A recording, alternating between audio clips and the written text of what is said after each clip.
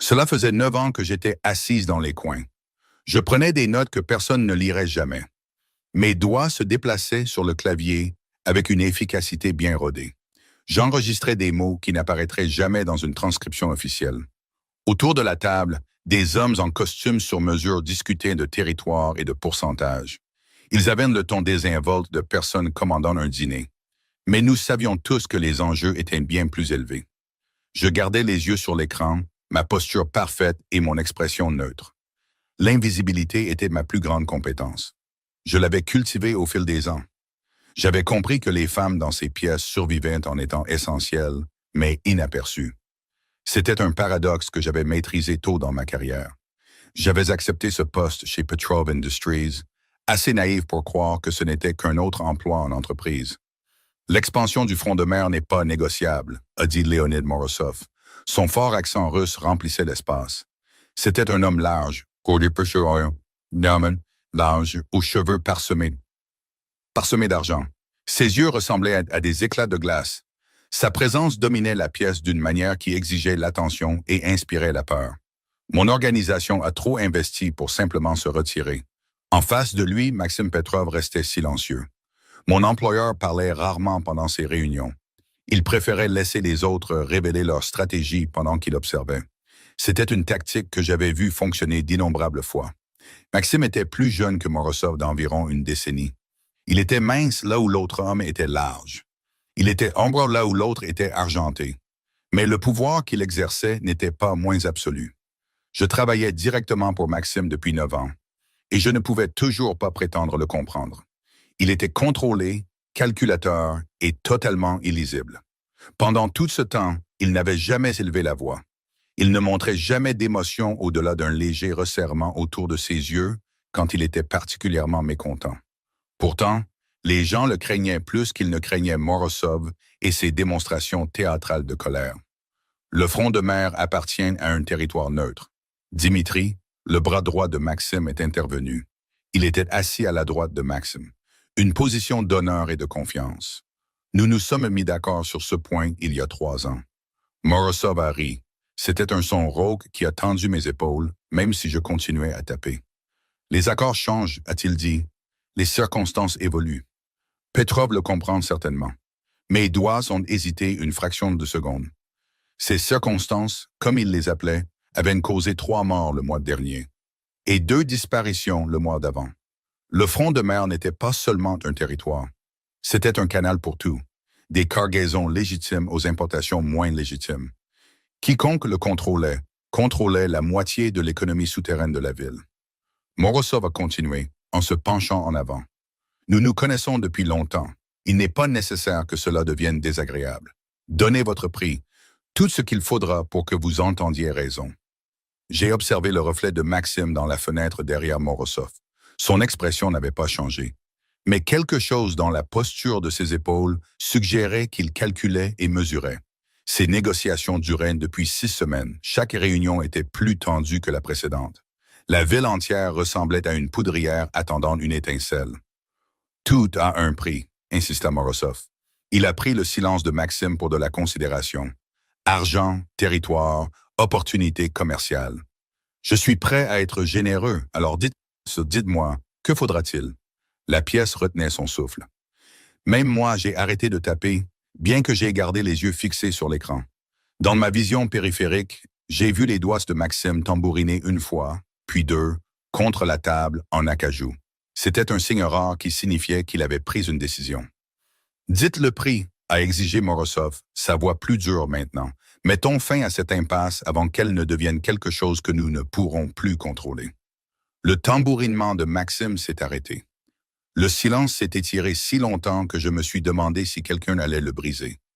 Puis je l'ai senti, cette conscience particulière et piquante qui signifiait que quelqu'un me regardait. Ce n'était pas le regard désinvolte d'homme si habitué à ma présence. Il ne me considérait plus comme une personne. C'était une attention ciblée.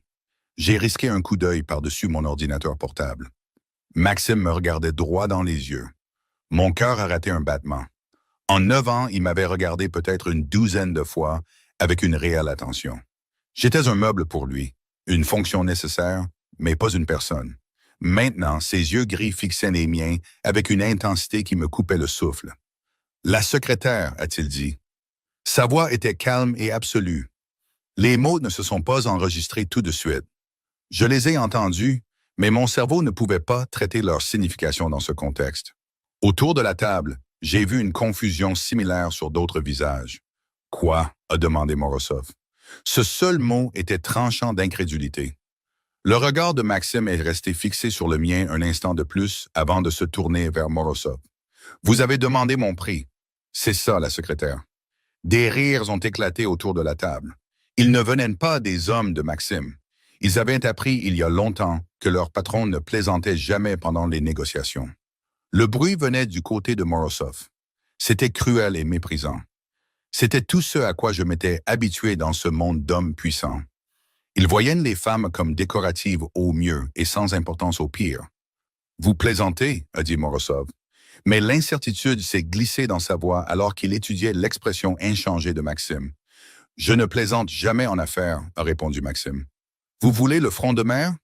Très bien, en échange, elle vient avec moi. » Mes doigts s'étaient figés sur le clavier. La partie logique de mon cerveau hurlait que je devais continuer à taper. Je devais maintenir ma façade professionnelle et prétendre que cela n'arrivait pas. Mais je ne pouvais pas bouger. Je ne pouvais pas penser au-delà de la réalité surréaliste que je venais d'être nommé comme paiement dans un conflit territorial entre chefs de la criminalité. « Lisa travaille pour notre organisation depuis des années », a dit Dimitri prudemment. J'ai remarqué qu'il ne me regardait pas non plus. Reconnaître mon humanité rendrait cela plus compliqué. Elle gère des informations sensibles et connaît nos opérations de l'intérieur. Il y a sûrement un autre arrangement. C'est mon prix, a interrompu Maxime, toujours en regardant Morozov. Prenez-le ou préparez-vous à la guerre. C'est votre choix. Le visage de Morozov était devenu rouge. Vous échangeriez le front de mer contre une secrétaire. À quel jeu jouez-vous, Petrov? Aucun jeu. Vous vouliez un prix. Je l'ai nommé, j'ai retrouvé ma voix, bien qu'elle soit sortie plus faible que je ne l'avais prévu. Je ne suis pas une propriété à échanger, ai-je dit. Toutes les têtes dans la pièce se sont tournées vers moi. J'avais enfreint la règle cardinale. Parler sans y être invité. Mais quelque chose en moi avait craqué. Je détestais m'entendre être discuté comme une pièce d'échec, précieuse uniquement pour son positionnement stratégique. L'expression de Maxime n'a pas changé quand il m'a regardé à nouveau. « Non », a-t-il convenu doucement. « Vous ne l'êtes pas, c'est pourquoi ça marche. Morozov obtient ce qu'il veut. J'obtiens ce que je veux. Et vous ?» Il a fait une pause et quelque chose d'illisible a vacillé dans ses yeux. « Vous obtenez un choix que vous n'avez pas eu depuis très longtemps. »« C'est absurde », a balbutié Morozov. « Cette femme n'est rien. C'est une secrétaire qui prend des notes. Vous me dites qu'elle vaut toute l'opération du front de mer. » Apparemment, pour moi, oui. La voix de Maxime est restée égale et presque ennuyée. Vous avez 48 heures pour décider. Le front de mer contre le transfert de Lisa sous mon emploi direct. Ce sont les termes. Emploi direct. Pour faire quoi exactement? Ai-je exigé? J'ai trouvé du courage dans ma colère, 9 ans à ravaler mes mots, à rester silencieuse, à me faire petite. Quel rôle suis-je censé remplir qui vaille de renoncer à des millions de revenus? Maxime s'est tourné complètement vers moi pour la première fois. Le poids de son attention totale était presque physique. « Un poste où vous comptez vraiment », a-t-il dit simplement. « Où ce que vous savez, ce que vous voyez et ce que vous comprenez de tout cela est réellement utilisé. » Il a fait un geste vague vers la pièce. Les affaires et l'empire tout entier. Utilisés pour autre chose que de taper. Des comptes rendus de réunions que personne ne lit. La vérité de ces mots m'a frappé plus fort que prévu. Il savait. D'une manière ou d'une autre, il savait que je comprenais bien plus que ce que l'on m'avait jamais accordé. J'avais passé 9 ans à observer, écouter et relier des points que ces hommes étaient trop arrogants ou trop stupides pour voir. « Vous ne pouvez pas être sérieux à ce sujet », a dit Dimitri. Mais sa voix manquait de conviction. Il regardait Maxime avec quelque chose qui approchait de la compréhension, comme si les pièces se mettaient en place. « 48 heures », a répété Maxime en se levant. Le mouvement était gracieux et contrôlé, signalant la fin de la réunion. Réfléchissez bien, Léonide. Cette offre ne se représentera pas. Alors que l'équipe de Maxime commençait à sortir, je suis resté figé sur ma chaise. Vitali, l'un des agents de sécurité, s'est arrêté près de la porte. Mademoiselle Larissa, Monsieur Petrov aimerait que vous le rejoigniez. Ce n'était pas une demande. J'ai sauvegardé mes notes mécaniquement, fermé mon ordinateur portable et me suis levé sur des jambes qui semblaient déconnectées de mon corps. En passant devant Morozov, j'ai senti son regard me parcourir. Il évaluait, calculait et essayait de comprendre ce que Maxime voyait et que lui avait manqué. « Ce n'est pas fini », a-t-il crié après moi. Je n'étais pas sûr s'il parlait à moi ou à la silhouette de Maxime qui s'éloignait. Le couloir à l'extérieur de la salle de conférence était heureusement vide. J'ai suivi Vitaly vers l'ascenseur de la direction, mon esprit tourbillonnant. Cela devait être un jeu de pouvoir élaboré. C'était une tactique de négociation que j'étais trop inexpérimenté pour reconnaître. Maxime Petrov ne se souciait pas des secrétaires. Il reconnaissait à peine mon existence la plupart du temps. Les portes de l'ascenseur s'ouvraient directement sur le bureau privé de Maxime. C'était un espace immense de bois sombre et de fenêtres allant du sol au plafond, surplombant la ville. Il se tenait près de ces fenêtres maintenant, les mains jointes derrière le dos. Il regardait l'horizon qu'il contrôlait en partie. « Monsieur, ai-je commencé, ma formation professionnelle reprenant le dessus malgré tout. Je ne comprends pas ce qui vient de se passer. N'est-ce pas? Il ne s'est pas détourné de la fenêtre. Vous êtes une femme intelligente, Lisa. Peut-être la personne la plus intelligente dans cette pièce. Vous pouvez sûrement déduire mon raisonnement. J'ai posé mon sac d'ordinateur avec précaution pour gagner du temps pour réfléchir. Vous voulez marquer un point. Vous montrez à Morozov que vous valorisez des choses qu'il ne valorise pas, établissant une sorte de domination psychologique. Partiellement vrai. Il s'est alors retourné.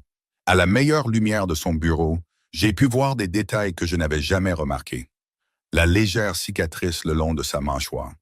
La façon dont son costume coûteux ne pouvait pas tout à fait cacher la tension dans ses épaules.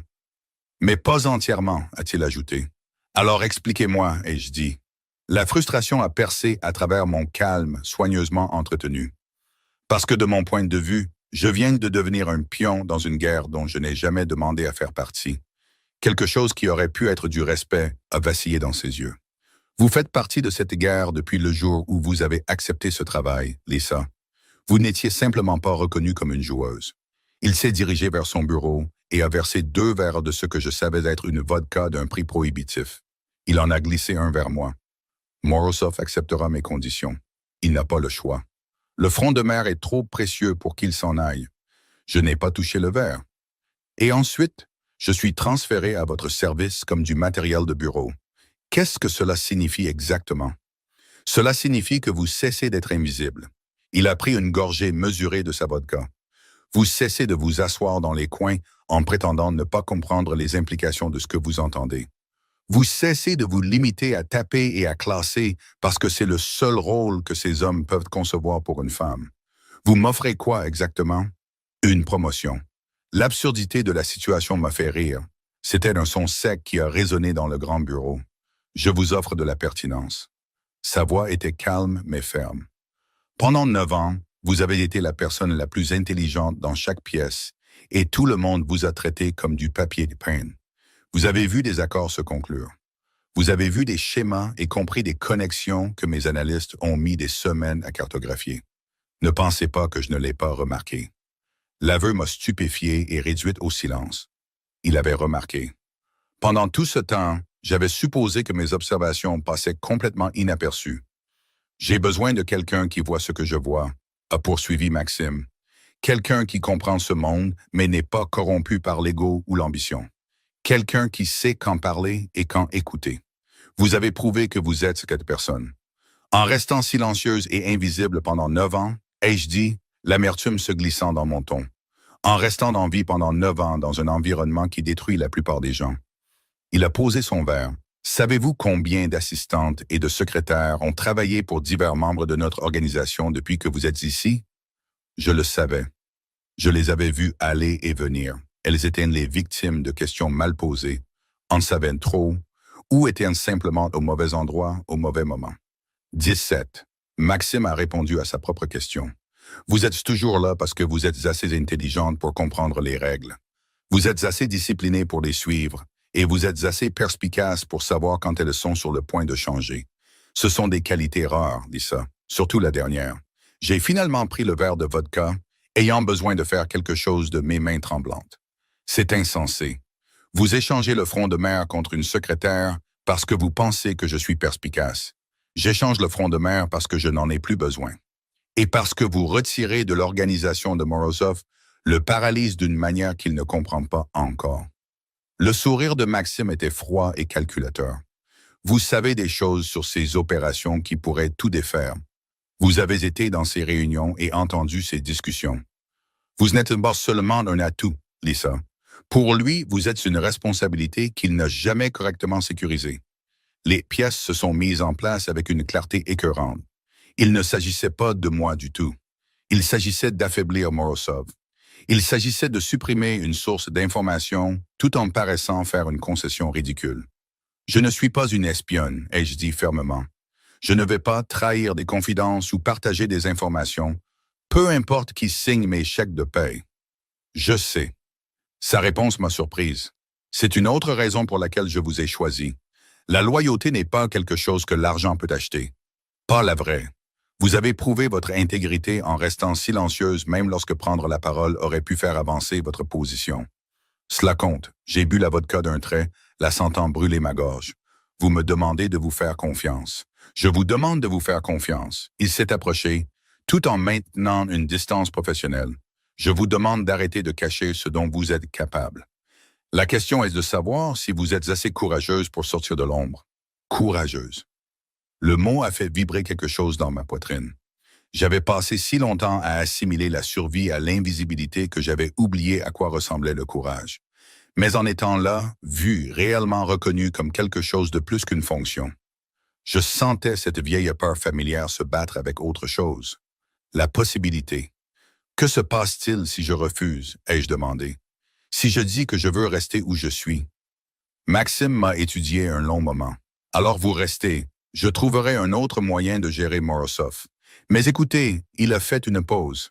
Et pour la première fois, j'ai entendu quelque chose de presque doux dans sa voix. Vous méritez mieux que de passer votre vie à vous faire petite pour le confort d'hommes plus petits. La vérité de ces mots s'est installée dans mes os. J'ai pensé à Tatiana, l'une des rares autres femmes qui travaillaient dans ce bâtiment. Toujours différente, s'excusant toujours de prendre de la place. J'ai pensé à toutes les fois où j'avais ravalé des idées, enterré des observations et me suis rendu pratique et non menaçante. J'ai besoin de temps pour réfléchir, ai-je finalement dit. Vous avez 48 heures. Maxime est retourné à son bureau. Le même délai que Morozov. Quoi que vous décidiez, Lisa, sachez que je vous vois. Je vous ai toujours vu. En quittant son bureau et en reprenant l'ascenseur pour descendre à l'étage administratif, mon reflet dans la porte polie montrait une femme que je reconnaissais à peine.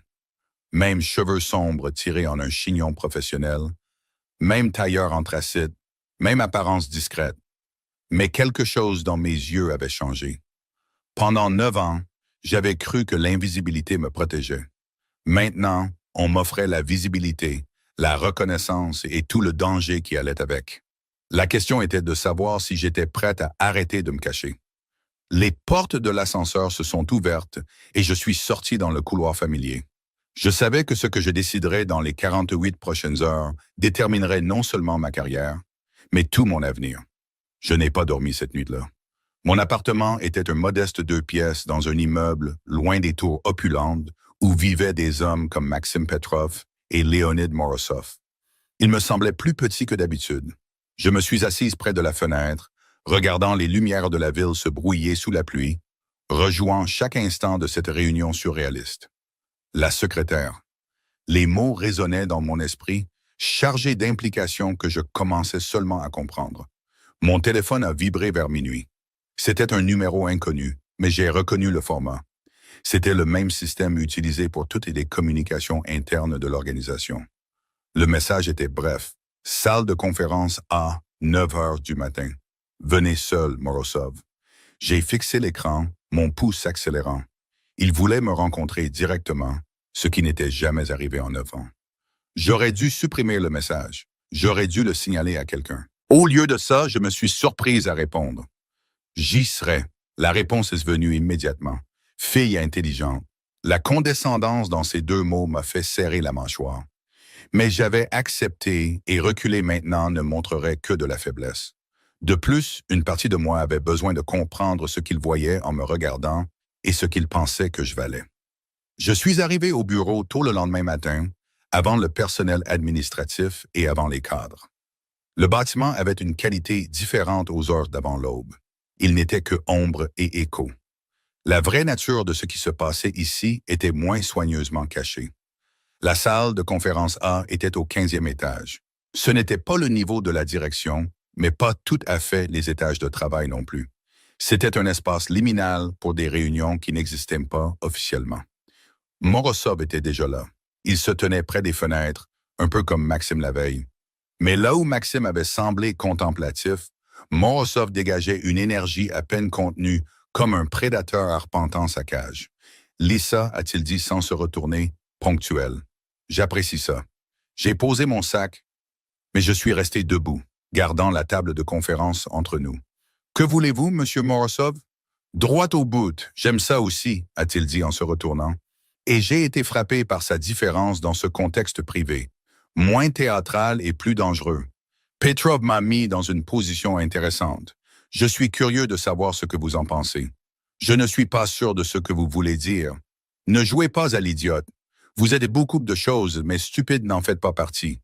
Il s'est approché et je me suis forcé à ne pas reculer. Il vous valorise assez pour échanger le front de mer. C'est soit une stratégie brillante, soit une folie totale. J'ai besoin de savoir laquelle.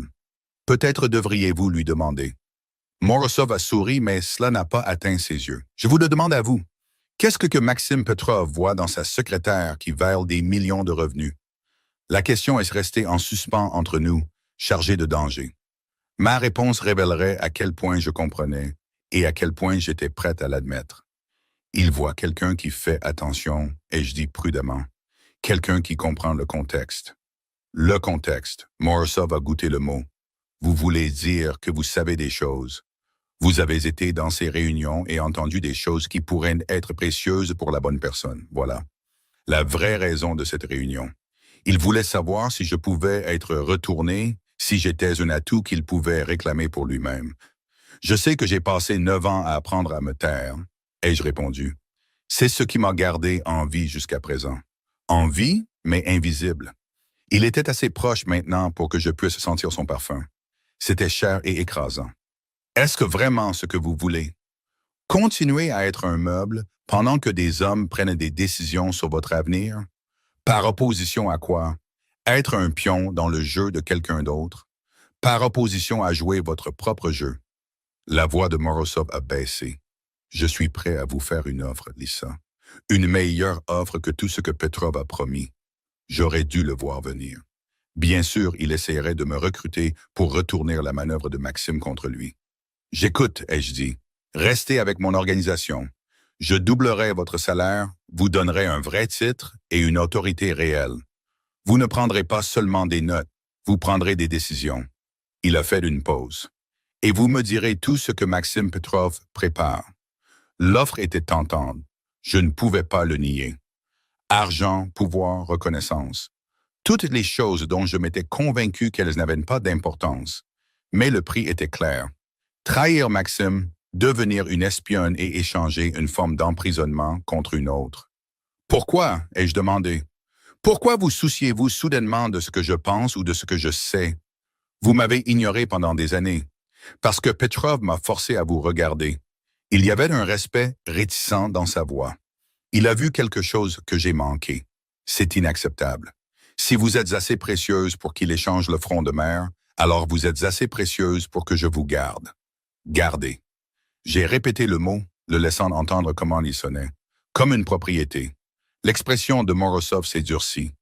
Ne prétendez pas que vous n'êtes pas une marchandise dans ce monde. Nous le sommes tous. La seule différence est le prix que nous commandons. Et quel est votre prix? Ai-je défié? Qu'avez-vous échangé pour arriver là où vous êtes? Pendant un instant, quelque chose a vacillé dans ses yeux. C'était peut-être un souvenir ou un regret. Puis c'était parti, remplacé par un calcul froid. Tout ce qui comptait, a-t-il dit. C'est pourquoi je reconnais quand quelqu'un d'autre est sur le point de faire la même erreur. Vous pensez qu'accepter l'offre de Maxime serait une erreur? Je pense que Petrov ne fait rien sans 3 couches de stratégie. Quel que soit le rôle qu'il vous offre, il sert ses objectifs en premier. Morozov s'est dirigé vers la table et s'est versé du café de la carafe que quelqu'un avait dû préparer plus tôt. Au moins avec moi, vous savez où vous en êtes. Je vous offre une transaction claire, vos connaissances contre votre avancement. Et avec Maxime, vous passerez votre vie à vous demander à quel jeu vous jouez vraiment. Il a pris une gorgée, me regardant par-dessus le bord de la tasse.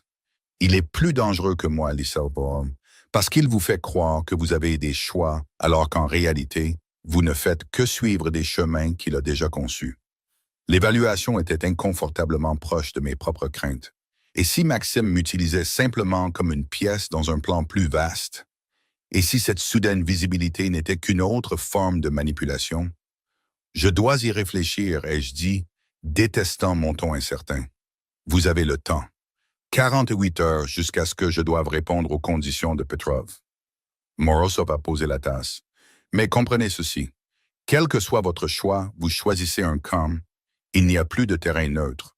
Pas après la réunion d'hier. Il m'a laissé seul dans la salle de conférence avec mes pensées tourbillonnantes. À travers les fenêtres, je pouvais voir le soleil se lever sur la ville. Il peignait tout dans des tons d'ombre dorés. Beau et trompeur comme tout le reste dans ce monde. Mon téléphone a vibré. Tatiana, l'une des rares personnes dans ce bâtiment que j'appellerais une amie, me demandait si je voulais prendre un café avant le début du travail. J'ai répondu oui. J'étais reconnaissante de l'excuse pour échapper à mon propre esprit. Nous nous sommes retrouvés au café du rez-de-chaussée. C'était un espace conçu pour le confort et la surveillance à parts égales. Tatiana avait l'air fatiguée, avec des cernes sous les yeux que le maquillage ne pouvait pas tout à fait cacher. « Nuit difficile ?» ai-je demandé alors que nous prenions nos boissons. Marcus fait encore ses dents. Je n'ai pas dormi plus de 3 heures d'affilée depuis une semaine. Elle a souri, mais c'était forcé. Et vous? On dirait que vous avez vu un fantôme. J'ai presque ri de l'euphémisme. Quelque chose comme ça, ai-je dit. Nous avons trouvé une table dans le coin, loin des autres arrivantes du matin. Tatiana m'a étudié avec l'inquiétude de quelqu'un qui avait appris à lire entre les lignes des façades soigneusement entretenues. C'est à propos de la réunion d'hier, n'est-ce que pas? Les rumeurs se répandent déjà.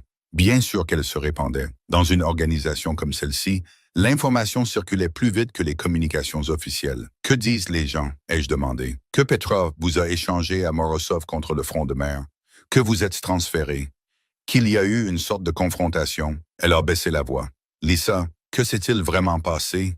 J'ai enroulé mes mains autour de ma tasse de café, sentant sa chaleur s'infiltrer dans mes doigts perpétuellement froids. Maxime m'a offert un poste différent. Morozov veut que je reste. J'ai 48 heures pour décider quelle voie prendre. Les yeux de Tatiana se sont écarquillés. Il vous donne vraiment le choix. Apparemment, c'est sans précédent. Elle s'est penchée en avant. Qu'allez-vous faire? Je ne sais pas. L'aveu ressemblait à un échec. Les 2 options me terrifient, rester invisible et en sécurité, ou entrer dans la lumière et devenir une cible. Vous n'avez jamais été vraiment en sécurité ici, Lisa. Aucune de nous ne l'est. La voix de Tatiana portait le poids de l'expérience. La question est de savoir si vous êtes prête à risquer la visibilité pour la chance d'avoir quelque chose de plus. Plus quoi? Du pouvoir. Regardez où ça a mené tout le monde autour de nous. De l'autonomie, a-t-elle corrigé. La capacité de prendre des décisions au lieu de simplement les enregistrer. D'utiliser tout ce que vous avez appris au lieu de l'enterrer. J'ai pensé à toutes les réunions auxquelles j'avais assisté, à toutes les observations que j'avais ravalées, à tous les moments où j'avais vu des solutions que personne ne demandait. 9 ans d'étouffement intellectuel enveloppé dans la sécurité de l'insignifiance. « Que feriez-vous? » ai-je demandé. Tatiana est restée silencieuse un long moment. « Je serais terrifiée, a-t-elle finalement dit. Mais je serais aussi curieuse. Maxime Petrov ne fait pas de gestes imprudents. S'il pense que vous valez le front de mer, il y a une raison. Peut-être qu'il est temps de découvrir ce dont vous êtes réellement capable. Ces mots m'ont accompagné tout au long de la journée, alors que j'accomplissais les gestes de mon travail, tapant des notes de réunion, organisant des dossiers, et maintenant la façade soignée de la normalité pendant que mon monde entier était en équilibre au bord de la transformation. Vers midi, Dimitri s'est arrêté à mon bureau. Il n'avait jamais fait ça auparavant. Nous communiquions toujours par email, Ou lors de brèves rencontres dans ces salles de conférence? Lisa, a-t-il dit, sa voix soigneusement neutre. Puis-je avoir un moment? J'ai désigné la chaise vide en face de mon bureau. J'étais hyper conscient des autres membres du personnel administratif qui faisaient semblant de ne pas regarder. Il s'est assis, sa grande silhouette éclipsant le mobilier de bureau standard. Je voulais m'excuser pour hier, la façon dont nous avons parlé de vous comme si vous n'étiez pas dans la pièce. L'excuse inattendue m'a prise au dépourvu. Ce n'est rien. Si, c'est quelque chose. Il a croisé mon regard directement. Je travaille avec Maxime depuis 15 ans. Je ne l'ai jamais vu faire une offre comme celle-ci. Je pense que vous devriez le savoir. Pourquoi me dites-vous cela? Parce que vous méritez de prendre une décision éclairée. Dimitri a jeté un coup d'œil autour de lui, s'assurant de l'intimité avant de continuer. Maxime voit des choses que le reste d'entre nous manque. Les gens pensent qu'il est froid et calculateur, et il l'est. Mais il est aussi juste d'une manière que ce monde permet rarement. S'il dit qu'il valorise ce que vous apportez, il le pense.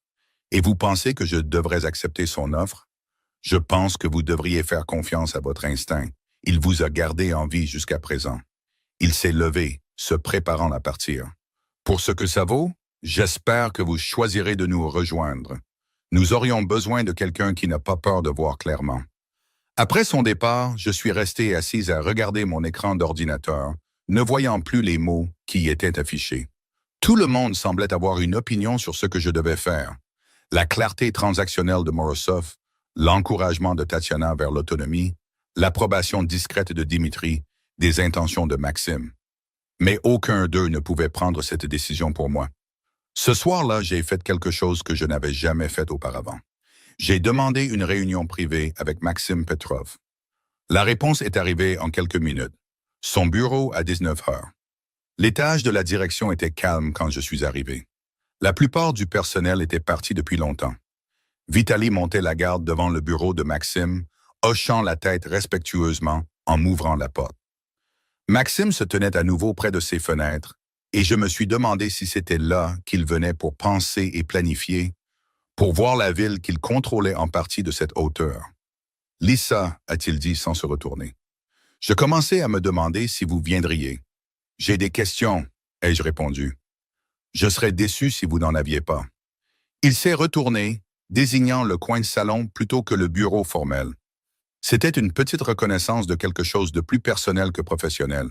J'ai pris le siège offert, rassemblant mon courage. Morozov m'a rencontré ce matin. Il m'a fait une offre. L'expression de Maxime n'a pas changé, mais quelque chose dans l'air a changé. Vraiment, il veut que je reste dans son organisation. Double salaire, autorité réelle, en échange d'informations sur vous. Malin. Maxime a versé 2 verres de vodka, en glissant un vers moi comme il l'avait fait auparavant. Et vous y songez? Je songe à tout. J'ai pris le verre mais n'ai pas bu. J'ai besoin que vous me disiez la vérité, Maxime. Que voulez-vous vraiment de moi? Il s'est installé dans le fauteuil en face de moi. Sa longue silhouette était faussement détendue. Que pensez-vous que je veux? Je pense que vous voulez affaiblir Morozov en retirant un atout qu'il ne réalisait pas avoir. Je pense que vous voulez quelqu'un qui comprend les schémas et qui peut anticiper les mouvements avant qu'ils ne soient faits. Je pense que vous voulez utiliser ce que je sais. Tout est vrai, a-t-il convenu, mais incomplet. Alors complétez. Maxime a pris une gorgée mesurée de sa vodka. Je veux quelqu'un en qui je peux avoir confiance dans un monde bâti sur la trahison. Je veux une intelligence qui n'est pas corrompue par un agenda personnel. Je veux, il a fait une pause et pour la première fois, j'ai vu de l'incertitude dans son expression. Je veux arrêter de gaspiller le potentiel. Mon potentiel. Le potentiel de tout le monde. Cette vie et ce business, c'est conçu pour user les gens et les jeter. Vous l'avez vu se produire. Diable, vous l'avez documenté. Ses yeux ont croisé les miens. Je vous offre quelque chose de différent. Pas la sécurité. Je ne peux pas le promettre. Pas le pouvoir au sens traditionnel, mais la pertinence. Un but. La chance de compter vraiment. Pour vous, j'ai clarifié, la chance de compter pour vous. Pour vous-même, a-t-il corrigé. Tout le reste en découle. J'ai finalement bu la vodka, ayant besoin de sa brûlure pour me recentrer. Pourquoi moi, Maxime? Vraiment, de toutes les personnes que vous auriez pu choisir. Parce que vous êtes la seule qui ne veut rien de moi. Sa réponse était simple et dévastatrice dans son honnêteté. Tout le monde dans ma vie veut le pouvoir, la protection ou l'avancement. Vous vouliez juste faire votre travail et qu'on vous laisse tranquille. Ce genre d'intégrité est rare et irremplaçable. Et vous êtes prêt à échanger le front de mer pour ça. Le front de mer est un territoire. Un territoire peut être regagné. Il s'est légèrement penché en avant. Mais quelqu'un qui voit clairement, qui comprend sans agenda, en qui on peut avoir confiance dans un monde de menteurs, ça vaut plus que n'importe quel lopin de terre. J'ai posé mon verre, mes mains plus stables maintenant. Si j'accepte, les choses vont changer. Morozov n'appréciera pas de perdre ce qu'il considère comme son atout. Non, il n'appréciera pas. C'est pourquoi j'ai besoin de votre réponse avant la fin des 48 heures. La voix de Maxime était calme, mais j'ai entendu l'urgence en dessous. Quoi que vous décidiez, Lisa, ce doit être votre choix. Pas parce que je vous force, pas parce que Morozov vous menace. Votre choix. Et si je choisis de partir, de vous quitter tous les deux, quelque chose qui aurait pu être de la douleur a traversé son visage. Alors vous partez. Je prendrai des dispositions pour votre sécurité. Je veillerai à ce que vous ayez les ressources pour recommencer ailleurs. Mais je ne vous poursuivrai pas. L'offre était plus que ce à quoi je m'attendais. C'était plus de liberté que quiconque dans ce monde ne recevait habituellement. Cela rendait sa déclaration précédente sur la valorisation de mon autonomie authentique plutôt que stratégique. J'ai besoin de cette nuit, ai-je dit. J'ai besoin de réfléchir sans pression et sans que personne n'essaie d'influencer ma décision. Maxime a hoché la tête lentement. Vous avez jusqu'à demain midi. Quoi que vous décidiez, je le respecterai. Alors que je me levais pour partir, il a doucement attrapé ma main. Le contact était bref et professionnel, mais il a envoyé de l'électricité dans mon bras. Pour ce que ça vaut, a-t-il dit doucement. J'espère que vous vous choisirez, quel que soit le chemin que cela implique. J'ai quitté son bureau avec ces mots résonnant dans mon esprit. Vous choisir. C'était une instruction si simple, mais que j'avais passé 9 ans à oublier comment faire. Cette nuit-là, je me suis de nouveau assise près de ma fenêtre, regardant la ville respirer en dessous. Quelque part dans ces lumières, Maxime Petrov planifiait ses prochains mouvements. Eicher, Leonid Morozov calculait ses avantages. Et me voici, une secrétaire qu'ils avaient transformée en prix. J'essayais de me souvenir de qui j'étais avant d'apprendre à me rendre invisible. À l'aube, je connaissais ma réponse. Je suis arrivé au bureau de Maxime à 11h45 du matin. C'était 15 minutes avant de mon délai. Vitaly a ouvert la porte sans un mot, son expression stoïque habituelle ne laissant rien paraître. À l'intérieur, j'ai trouvé Maxime debout à son bureau. Il examinait des documents avec la même intensité concentrée qu'il apportait à tout. Il a levé les yeux quand je suis entré et j'ai vu la question dans ses yeux avant qu'il ne puisse la formuler. J'ai pris ma décision, ai-je dit. Ma voix était plus stable que je ne le sentais. Maxime a posé les papiers, me donnant toute son attention. J'écoute. J'accepte votre offre à 3 conditions. Quelque chose qui aurait pu être de l'approbation a traversé son visage. Nommez-les.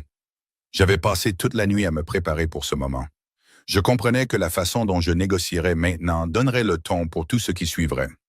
Premièrement, je veux une transparence totale sur ce que vous attendez de moi. Pas de jeu et pas d'agenda caché. Si je dois être utile, j'ai besoin de comprendre la situation dans son ensemble. D'accord. Deuxièmement, je garde mon propre appartement et mon propre espace. Quel que soit cet arrangement, je ne déménage pas dans un environnement contrôlé où chaque aspect de ma vie est surveillé. La mâchoire de Maxime s'est légèrement crispée. C'était le premier signe de résistance. Ce n'est pas une question de contrôle, c'est une question de sécurité. Si vous travaillez directement avec moi, vous devenez une cible. Alors augmentez la sécurité de mon immeuble. Mais j'ai besoin d'un endroit qui soit à moi, pas à vous. Il m'a étudié un long moment, puis a hoché la tête lentement. Acceptable. Et la troisième condition. C'était la plus difficile, la limite que je devais établir clairement. Si jamais je vous dis que je veux partir, vous me laissez partir. Pas de menaces, pas de conséquences et pas de chasse à l'homme. Mon choix reste le mien. Le silence qui a suivi s'est étiré si longtemps que je me suis demandé si j'avais dépassé les bornes. Mais quand Maxime a finalement parlé, sa voix portait un poids que je n'avais pas prévu. C'est la seule condition que je ne peux pas garantir entièrement. Il a levé une main alors que je commençais à protester. Pas parce que je veux vous contrôler, mais parce qu'une fois que vous serez pleinement intégré dans ce monde, il y aura peut-être des choses que vous saurez que d'autres tueraient pour posséder. Votre sécurité pourrait nécessiter une protection que vous considéreriez comme un emprisonnement. L'honnêteté était dégrisante. C'était un rappel que cette décision ne concernait pas seulement un emploi, mais modifiait fondamentalement ma position dans un écosystème dangereux. Alors, promettez-moi ceci, ai-je dit. Promettez que si cela arrive, vous me direz toujours la vérité sur la raison. Pas de manipulation et pas de jolis mensonges sur le fait que c'est pour mon propre bien. J'ai besoin que vous me respectiez assez pour être honnête. Maxime a contourné le bureau. Il s'est arrêté juste assez près pour que je doive pencher la tête en arrière pour maintenir le contact visuel, je le promets. Transparence dans les deux sens. Lisa, vous saurez toujours où vous en êtes. Alors nous avons un accord. J'ai tendu la main, formelle et professionnelle. Il l'a prise. Sa poignée était ferme et chaude. Bienvenue dans mon cercle intime, tel qu'il est. Que se passe-t-il maintenant? Maintenant, nous nous préparons pour la réunion de demain avec Morozov. Il a jusqu'à 17 heures pour répondre à mes conditions. Je m'attends à ce qu'il essaye de négocier et peut-être de faire une dernière tentative pour vous recruter directement. Il l'a déjà fait, ai-je admis. Hier matin, il a offert de doubler mon salaire et de me donner de l'autorité en échange d'informations sur vous. L'expression de Maxime n'a pas changé, mais j'ai senti la température de la pièce chuter de plusieurs degrés. Et vous me dites ça parce que la transparence fonctionne dans les deux sens. Vous devriez savoir qu'il m'a approché et vous devriez savoir que j'y ai réfléchi. J'ai croisé son regard directement. J'ai choisi cette voie, mais ce n'était pas ma seule option. Quelque chose de dangereux et de satisfait a vacillé dans ses yeux. Bien. N'oubliez jamais que vous avez des options, Lisa. Cela nous gardera tous les deux honnêtes. Le reste de la journée s'est passé en préparation. Dimitri m'a briefé sur les acteurs clés qui seraient à la réunion de demain, leur position et leurs réactions probables.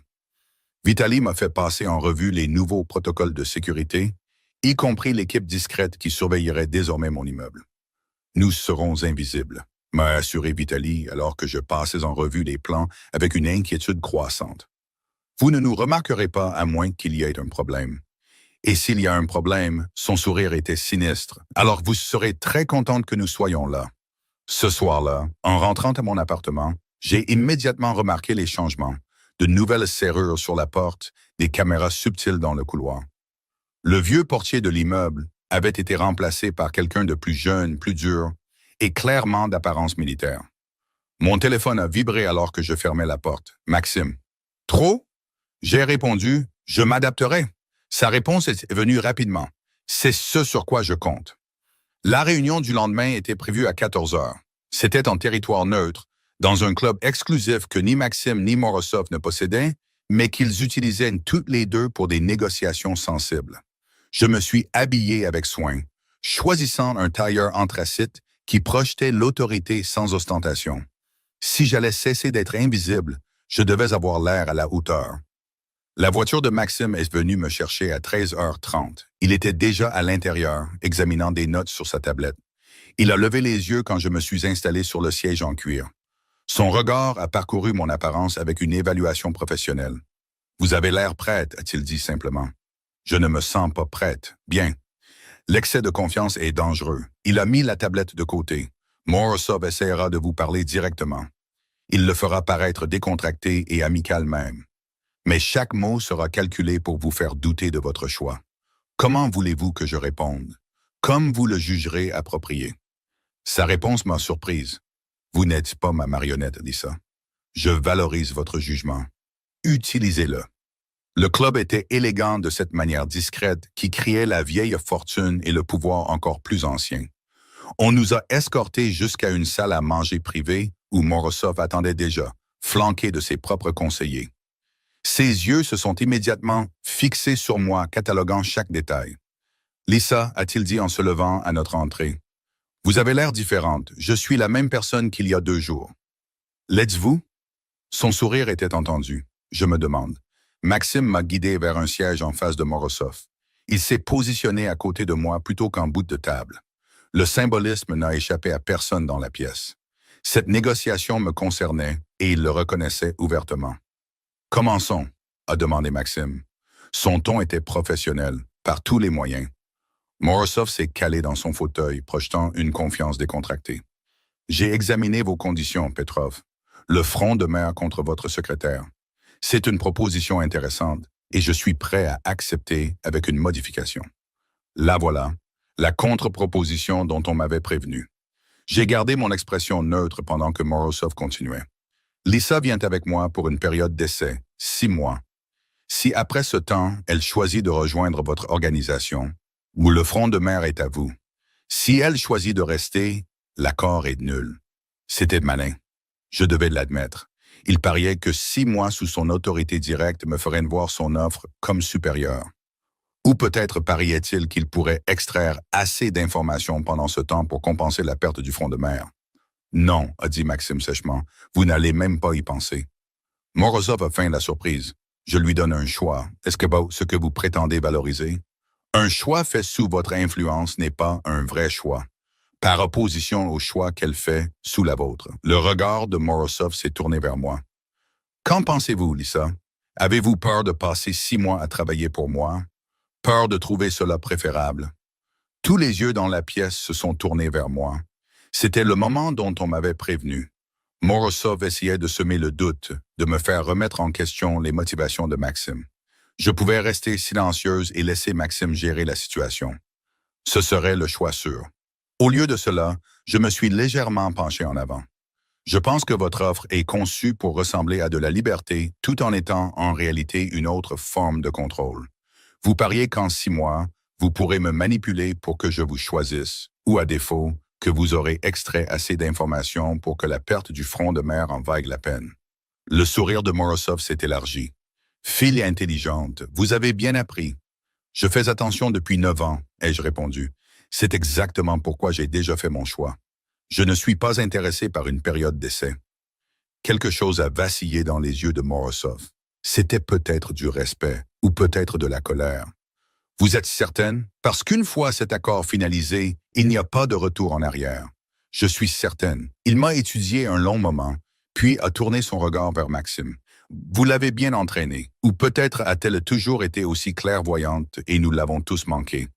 La seconde option, a dit Maxime doucement, c'est pourquoi elle est précieuse. Morozov a soupiré. C'était un son théâtral qui ne masquait pas tout à fait son irritation. Très bien. Les conditions initiales sont maintenues. Le front de mer me revient. Lisa, vous êtes transférée. Nous aurons besoin de 48 heures pour préparer les documents. D'accord. Alors que la réunion se poursuivait avec des détails techniques sur le transfert, j'ai senti la réalité de ma décision s'installer dans mes os. J'avais choisi Maxime, choisi la visibilité, et choisi d'entrer dans un rôle que je ne comprenais pas encore entièrement. Il n'y avait plus de retour en arrière possible. Vers la fin de la réunion, alors que les gens commençaient à rassembler leurs affaires pour partir, Morozov s'est levé et a contourné la table vers moi. Vitaly s'est tendu. Il s'est tendu, mais Maxime a levé légèrement la main, autorisant l'approche. Puis-je avoir un mot? A demandé Morozov. Son ton était presque doux. J'ai jeté un coup d'œil à Maxime, qui a hoché la tête une fois. Nous nous sommes écartés sur le côté de la pièce, assez loin des autres pour créer une illusion d'intimité. Je veux que vous sachiez quelque chose, a dit Morozov doucement. Ce que Petrov vous offre, cette visibilité, ce pouvoir, cela a un coût. Vous ne serez plus jamais juste vous-même. Vous serez toujours son atout, sa conseillère et sa responsabilité. Est-ce vraiment la liberté que vous voulez? Est-ce que quelqu'un est vraiment libre dans ce monde? Ai-je rétorqué. Nous servons tous quelque chose ou quelqu'un. Vrai. Mais au moins avec moi, vous sauriez exactement ce que vous échangiez. Petrov vous fait croire que vous avez un choix, alors qu'en réalité, vous ne faites qu'accepter une cage différente. J'ai pensé à ces mots, au service de sécurité qui surveillait maintenant mon appartement et aux façons dont ma vie avait déjà changé. Peut-être, mais au moins c'est une cage où les gens me voient pour ce que je suis plutôt que pour ce qu'ils supposent que je devrais être. L'expression de Morozov s'est adoucie presque imperceptiblement. Vous savez, si les circonstances étaient différentes, je pense que nous aurions pu bien travailler ensemble. Vous avez de l'acier en vous, Lisa. Ne laissez personne l'émousser. Je n'en ai pas l'intention. Bien. Il a tendu la main. Alors je suppose que c'est un adieu. Ou peut-être jusqu'à ce que nos chemins se croisent à nouveau dans une autre négociation. J'ai serré sa main, sentant la finalité du geste. Quand il m'a relâché et est retourné de son côté de la pièce, j'ai compris qu'un pont avait été franchi. Je n'étais plus un territoire neutre et je n'étais plus invisible. J'étais explicitement aligné avec Maxime Petrov, avec toute la sécurité et le danger que cela impliquait. Le trajet du retour a été silencieux. Maxime travaillait sur sa tablette pendant que je regardais par la fenêtre, traitant tout ce qui venait de se passer. Alors que nous nous arrêtions devant son immeuble, il a finalement parlé. Vous avez bien géré ça, mieux que ce à quoi je m'attendais. Vous vous attendiez à moins. Je m'attendais à plus de prudence. Vous avez été audacieuse avec Morozov. N'aurais-je pas dû l'être? Maxime a souri, une expression rare et authentique. Non, vous devriez absolument continuer à être audacieuse. C'est rafraîchissant. Nous avons pris l'ascenseur privé jusqu'à son bureau où Dimitri attendait avec des dossiers et des contrats. Les 3 heures suivantes ont été consacrées à l'examen de la documentation, à la signature des accords et à la compréhension exacte de ce que mon nouveau rôle impliquerait. Vous serez officiellement répertorié comme conseillère stratégique principale, a expliqué Dimitri, en faisant glisser un contrat sur le bureau. C'est assez vague pour englober tout ce dont Maxime a besoin, mais assez spécifique pour vous donner de l'autorité si nécessaire. J'ai parcouru le document, notant le salaire qui était le triple de ce que je gagnais. Le package d'avantages incluait la sécurité comme une ligne budgétaire. C'est généreux, ai-je dit. C'est approprié, a corrigé Maxime. Vous travaillerez directement avec moi sur des décisions qui affectent toute l'organisation. Vous devriez être rémunéré en conséquence. En signant le contrat final, rendant tout officiel, j'ai senti le poids du moment. 9 ans comme un meuble invisible. Et maintenant ça. C'était terrifiant et exaltant à la fois. Que se passe-t-il maintenant? Ai-je demandé en posant le stylo. Maintenant, nous allons vous intégrer correctement. Maxime s'est levé, se dirigeant vers les fenêtres. Vous devrez rencontrer les chefs de département et comprendre toute l'étendue de nos opérations. Vous assisterez à toutes les réunions stratégiques, non pas comme preneuse de notes, mais comme participante. Et vous aurez besoin d'une formation sur les protocoles de sécurité, l'évaluation des menaces et comment naviguer dans ce monde à un niveau que vous n'avez pas encore connu. Il s'est tourné vers moi. Vous n'êtes plus en arrière-plan, Lisa. Vous êtes sous les projecteurs, et cela nécessite un ensemble de compétences différents. La réalité de la situation était intimidante. Mais alors que je me tenais là, dans le bureau de Maxime, officiellement sa conseillère stratégique principale, j'ai ressenti quelque chose que je n'avais pas connu depuis des années. La possibilité. L'avenir était incertain et probablement dangereux, mais il m'appartenait de le façonner. Quand commençons-nous? Ai-je demandé. Le sourire de Maxime était léger, mais approbateur. Demain, ce soir, reposez-vous. Votre ancienne vie se termine à minuit. Demain, nous construirons la nouvelle. En quittant le bâtiment ce soir-là, escorté discrètement par Vitaly jusqu'à ma voiture, j'ai aperçu mon reflet dans le marbre poli du hall. Le même visage, la même personne, mais se tenant différemment, regardant le monde avec de nouveaux yeux. J'avais fait mon choix. Maintenant, je devais apprendre à vivre avec. Ma première semaine en tant que conseillère stratégique principale de Maxime a été comme apprendre à respirer dans une atmosphère différente. Tout ce que j'avais observé depuis l'ombre pendant 9 ans a pris de nouvelles dimensions quand on attendait de moi que je contribue plutôt que de simplement enregistrer. Le matin après la finalisation de notre accord, Dimitri est arrivé à mon appartement à 7 heures du matin avec du café et un agenda qui me donnait le vertige. Premier point, a-t-il dit en s'installant dans ma petite cuisine comme si c'était une salle de guerre. Briefing des départements. Vous devez comprendre chaque aspect des opérations, pas seulement les morceaux que vous avez vus en réunion. Nous avons commencé par les entreprises légitimes, la société d'importation qui nous servait de façade principale, les biens immobiliers et le portefeuille d'investissement. Puis nous sommes passés à un territoire plus vaste, la société de conseil en sécurité, qui était en fait une armée privée, la société de logistique qui déplaçait plus que des cargaisons légales, le réseau de restaurants et de clubs qui servait de centre d'information. Vous avez documenté la plupart de cela au fil des ans, a noté Dimitri, observant attentivement mon visage. Mais la documentation est différente de la compréhension des implications stratégiques. Je comprends plus que vous ne le pensez, ai-je répondu, en affichant des fichiers sur mon ordinateur portable. Par exemple, le calendrier d'expédition de la société d'importation correspond de manière suspecte aux augmentations de la présence policière sur les quais. Quelqu'un transmet des informations aux forces de l'ordre. Les sourcils de Dimitri se sont haussés. Vous avez remarqué ça il y a 3 ans. Je l'ai inclus dans un rapport trimestriel que personne n'a lu. Il est resté silencieux un moment, puis a ri. C'était un son que j'avais rarement entendu de sa part. Maxime avait raison à votre sujet. Combien d'autres observations sont enfouies dans des rapports que personne n'a pris la peine de lire? Plus que je ne peux en compter. Au cours des heures suivantes, je lui ai expliqué les schémas que j'avais identifiés mais jamais partagés. La corrélation entre certaines réunions et les accidents ultérieurs impliquant des concurrents. La façon dont l'argent circulait à travers nos entreprises légitimes pour masquer ses origines, les réseaux de loyauté et d'obligation qui maintenaient l'organisation unie. Ceci, a dit Dimitri en montrant mon analyse des structures de pouvoir internes. C'est exactement ce dont Maxime a besoin. Vous voyez l'organisation comme un système, pas seulement des pièces individuelles. C'est comme ça que je l'ai toujours vu. Personne n'a demandé avant. Il demande maintenant. Cet après-midi-là a eu lieu ma première réunion stratégique en tant que participante plutôt que secrétaire. La salle de conférence était la même où Morozov avait fait ses demandes sur le front de mer quelques jours auparavant. Mais ma position avait changé, du coin avec mon ordinateur portable à un siège à la table à côté de Maxime. L'inconfort était immédiat et évident. 6 chefs de département, tous des hommes qui s'étaient habitués à m'ignorer, devaient maintenant reconnaître ma présence en tant qu'égal. La tension était assez épaisse pour être coupée au couteau. « Commençons », a demandé Maxime. Son ton indiquait clairement que quiconque avait un problème avec le nouvel arrangement pouvait partir. La réunion portait sur l'expansion dans de nouveaux territoires, en particulier des quartiers qui avaient traditionnellement été des terrains contestés entre organisations. Alors que divers chefs exposaient leur stratégie, j'ai remarqué les mêmes schémas que j'avais vus pendant des années. Des approches agressives qui privilégiaient la domination à la durabilité. Des gains à court terme qui ignoraient les conséquences à long terme. « Vous n'êtes pas d'accord », a dit Maxime.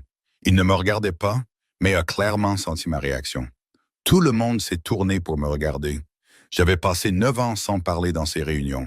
De vieilles habitudes me hurlaient de m'effacer, de m'excuser et de me replier dans l'invisibilité. Au lieu de cela, je me suis légèrement penché en avant. La stratégie se concentre trop sur la confrontation. Vous gagnerez les territoires, mais vous créerez des ennemis qui passeront des années à essayer de les reprendre. Il y a une approche différente. Laquelle? Victor Orlov, le chef de la sécurité, semblait sceptique. J'ai affiché des fichiers sur ma tablette, les projetant sur l'écran de la salle. Ces quartiers ont des entreprises qui luttent contre les rackets de protection de plus petites organisations. Au lieu de nous battre pour le contrôle, nous offrons de meilleures conditions. Une protection qui protège vraiment, des frais raisonnables, des services légitimes. Nous ne prenons pas le territoire. On nous y invite. C'est faible, a raillé Victor. Ce business exige de la force. La force sans stratégie n'est que de la violence, ai-je répondu, en gardant ma voix égale. La violence crée des cycles de représailles. Le positionnement stratégique crée la loyauté. Maxime me regardait avec cette concentration intense que j'avais commencé à reconnaître. Continuez. J'ai exposé un plan que j'avais développé pendant des années dans ma tête sans jamais m'attendre à le verbaliser. Au lieu de nous imposer par la force dans les quartiers contestés, nous identifierions les opérateurs actuels les plus oppressifs et soutiendrions discrètement les entreprises locales pour leur résister.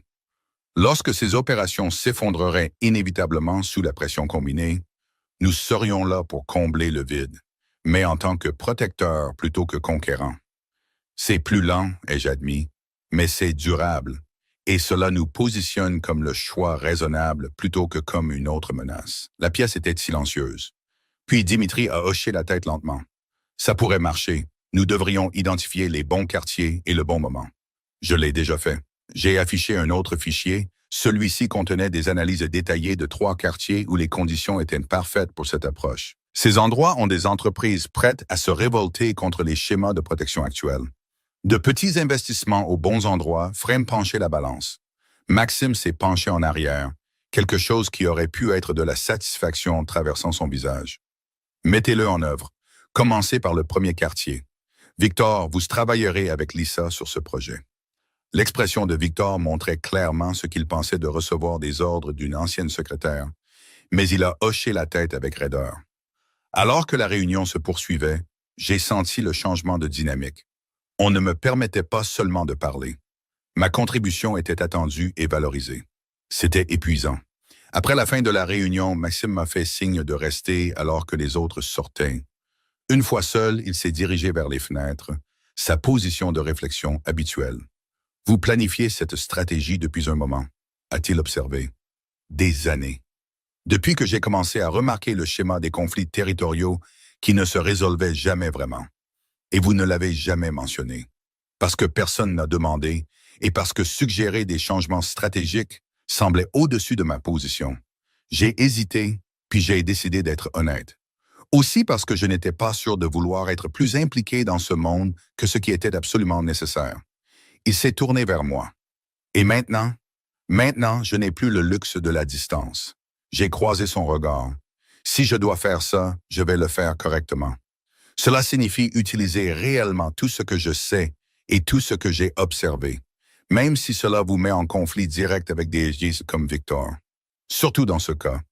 Il opère à l'instinct et selon la tradition depuis 20 ans. Quelqu'un doit remettre en question ses hypothèses. Maxime a souri, une expression rare et authentique. Vous vous adaptez à ce rôle plus vite que je ne l'attendais. Est-ce un compliment ou une inquiétude? Les deux. Il s'est approché. Cette intensité dans son regard me coupait toujours un peu le souffle. Vous êtes doué pour ça, Lisa. Mieux que vous ne le réalisez probablement. Mais cette compétence vous rend précieuse. Et les choses précieuses attirent l'attention. Une attention dangereuse. J'en suis consciente. L'êtes-vous? Il était assez proche maintenant pour que je puisse voir la légère cicatrice le long de sa mâchoire. J'ai remarqué la nuance exacte de gris dans ses yeux. Parce que j'ai besoin que vous compreniez quelque chose. La protection que je vous offre ne se limite pas à des services de sécurité et des voitures blindées. Il s'agit de vous rendre intouchable par association. Mais cela ne fonctionne que si les gens croient que vous êtes vraiment à moi. Le langage possessif aurait dû me déranger. Au lieu de cela, j'ai ressenti un étrange frisson à la certitude dans sa voix. C'est-à-dire que nous devons être vus ensemble, pas seulement en réunion, mais socialement, au jour-chemin. Vous devez être reconnu comme faisant partie de mon cercle intime, pas seulement comme une employée. J'ai pensé aux implications. Vous voulez que les gens pensent que nous sommes ensemble. Je veux que les gens pensent que vous êtes sous ma protection d'une manière qui compte. S'ils vous voient comme une simple conseillère, vous êtes vulnérable. S'ils vous voient comme quelque chose de plus personnel, il a laissé la phrase en suspens, me laissant compléter la pensée. Alors m'attaquer devient vous attaquer directement. Exactement. C'était stratégique. Je le comprenais, mais il y avait quelque chose dans la façon dont il me regardait qui suggérait que ce n'était pas entièrement calculé. Ou peut-être que je lisais trop dans des yeux gris intenses et des mots soigneusement choisis. À quoi cela ressemble-t-il en pratique, ai-je demandé. Des dîners, des événements, être vus ensemble dans des contextes qui suggèrent l'intimité, pas fabriqués, mais suggestifs. Il a fait une pause. J'ai besoin que vous soyez à l'aise avec ce niveau de visibilité. J'ai passé 9 ans à éviter la visibilité. Je sais, c'est pourquoi je demande plutôt que de supposer. La considération dans son ton, la façon dont il continuait à me donner des choix, même quand nous savions tous les deux la nécessité stratégique, a fait naître quelque chose de chaud dans ma poitrine. Dangereux, cette chaleur. Dangereux de commencer à ressentir autre chose qu'un respect professionnel pour un homme qui opérait dans l'ombre et contrôlait par des mouvements calculés. Je gérerai, ai-je finalement dit. Bien que je doive vous avertir que mes compétences sociales sont rouillées après des années à être un meuble. Son rire était inattendu et authentique. Je vous ai vu gérer Morozov et Victor dans la même semaine. Je pense que vous vous en sortirez bien. Le reste de cette semaine s'est transformé en un cours intensif sur la visibilité. Dimitri m'a guidé à travers le paysage social de notre organisation et de ses alliés, qui comptaient, qui étaient dangereux et en qui on pouvait avoir confiance dans des limites soigneusement définies. Vitali m'a entraîné au protocole de sécurité jusqu'à ce que je puisse identifier les menaces et planifier des stratégies de sortie sans y penser consciemment. Et Maxime. Maxime était une présence constante, pas envahissante, mais disponible, vérifiant mes progrès, répondant aux questions que j'avais eu peur de poser pendant des années, partageant occasionnellement des observations qui révélaient des profondeurs que je n'avais jamais soupçonnées. Vous avez étudié l'économie, ai-je dit un soir alors que nous examinions des rapports financiers dans son bureau. La plupart du bâtiment s'était vidé des heures auparavant, mais nous avions pris l'habitude de travailler tard, quand le chaos de la journée s'était enfin calmé. O'Mahony, avec une bourse complète. Il n'a pas levé les yeux de la feuille de calcul qu'il annotait. J'ai énormément déçu mon père en choisissant les affaires plutôt que la tradition familiale du droit. Votre père était avocat, procureur de district en fait, très passionné par la justice. Le sourire de Maxime était amer. Il aurait été horrifié par ce que je suis devenu. C'était l'information la plus personnelle qu'il ait jamais partagée. Et je me suis retrouvé avide d'en savoir plus. Que lui est-il arrivé? Il est mort quand j'avais 23 ans. Crise cardiaque, officiellement. Bien que j'ai toujours soupçonné que le stress de découvrir les véritables activités de son fils y ait contribué. La culpabilité dans sa voix était subtile mais indéniable. J'ai posé mon stylo. Vous pensez qu'il savait? Je pense qu'il soupçonnait et a choisi de ne pas savoir avec certitude. C'était plus facile que d'affronter la réalité que son fils construisait un empire exactement dans les ombres qu'il avait passé sa carrière à combattre. Maxime a finalement levé les yeux, croisant les miens. Nous avons tous des prix à payer pour nos choix, Lisa. Le sien a été de mourir déçu de moi. Et le mien est de porter cette déception, sachant que tout ce que j'ai construit, tout ce que je suis devenu, lui aurait brisé le cœur. La vulnérabilité de son aveu m'a surprise. Ce n'était pas le chef de la mafia froid et calculateur que tout le monde craignait. C'était un homme qui avait choisi le pouvoir plutôt que l'approbation et qui sentait encore le poids de ce choix. « Pourquoi me direz-vous cela ?» ai-je demandé doucement. « Parce que vous devriez savoir pour qui vous travaillez. Pas seulement la version publique ou la version professionnelle, mais la personne. Il s'est penché en arrière. Ce masque soigneusement contrôlé est revenu en place. Vous me confiez votre avenir. Il est juste que je vous confie mon passé. Quelque chose a changé entre nous à ce moment-là. Une frontière a été franchie qui n'existait pas auparavant. Nous n'étions plus employeurs et employés. Plus maintenant. Nous étions deux personnes qui s'étaient choisies dans un monde qui n'encourageait pas la confiance. Et ce choix exigeait l'honnêteté. Merci, ai-je dit, le pensant plus qu'il ne le réalisait probablement. Pourquoi? Pour me voir. Pendant 9 ans, j'ai été invisible par nécessité. Maintenant, je suis vu, et c'est terrifiant et libérateur à la fois. L'expression de Maxime s'est adoucie. Vous avez toujours été visible pour moi, Lisa. Je ne pouvais simplement rien y faire jusqu'à ce que les circonstances s'alignent. L'aveu a répandu une chaleur dans ma poitrine, dangereuse et bienvenue. Je me suis levé, ayant besoin de distance pour traiter les implications. Je devrais y aller. Réunion tôt demain avec Victor sur l'initiative de quartier. Comment ça se passe? Il déteste recevoir des instructions de ma part. Mais il est assez professionnel pour mettre en œuvre la stratégie correctement. J'ai rassemblé mes affaires. Nous verrons des résultats d'ici 1 mois si l'analyse est correcte. Elle le sera. Sa certitude était absolue. Vous ne faites pas d'erreur avec les données. Alors que je me dirigeais vers la porte, sa voix m'a arrêté. Lisa, je me suis retourné. Vous n'êtes plus seul dans cette affaire. Quoi qu'il arrive, quels que soient les défis, vous avez du soutien maintenant. Souvenez-vous de ça. La promesse s'est installée dans mes os comme une chaleur après le froid.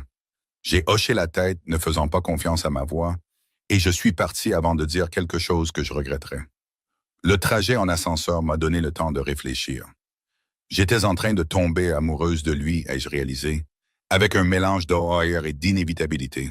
Tomber amoureuse d'un homme qui opérait dans l'ombre, un homme qui avait construit un empire sur la violence calculée et la manipulation stratégique. Un homme qui me voyait vraiment, d'une manière que personne n'avait jamais fait. C'était la pire complication possible, et je ne semblais pas pouvoir m'en empêcher. 3 semaines après mon nouveau rôle, la première vraie crise a éclaté. J'étais dans le bureau de Maxime, examinant les résultats préliminaires de l'initiative de quartier. Dimitri a fait irruption sans frapper, son visage normalement calme, tendu de tension.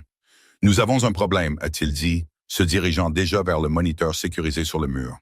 Une de nos cargaisons a été interceptée. 30 millions de dollars de marchandises envolées. L'expression de Maxime n'a pas changé, mais j'ai senti la température de la pièce chuter. Ou autorité portuaire.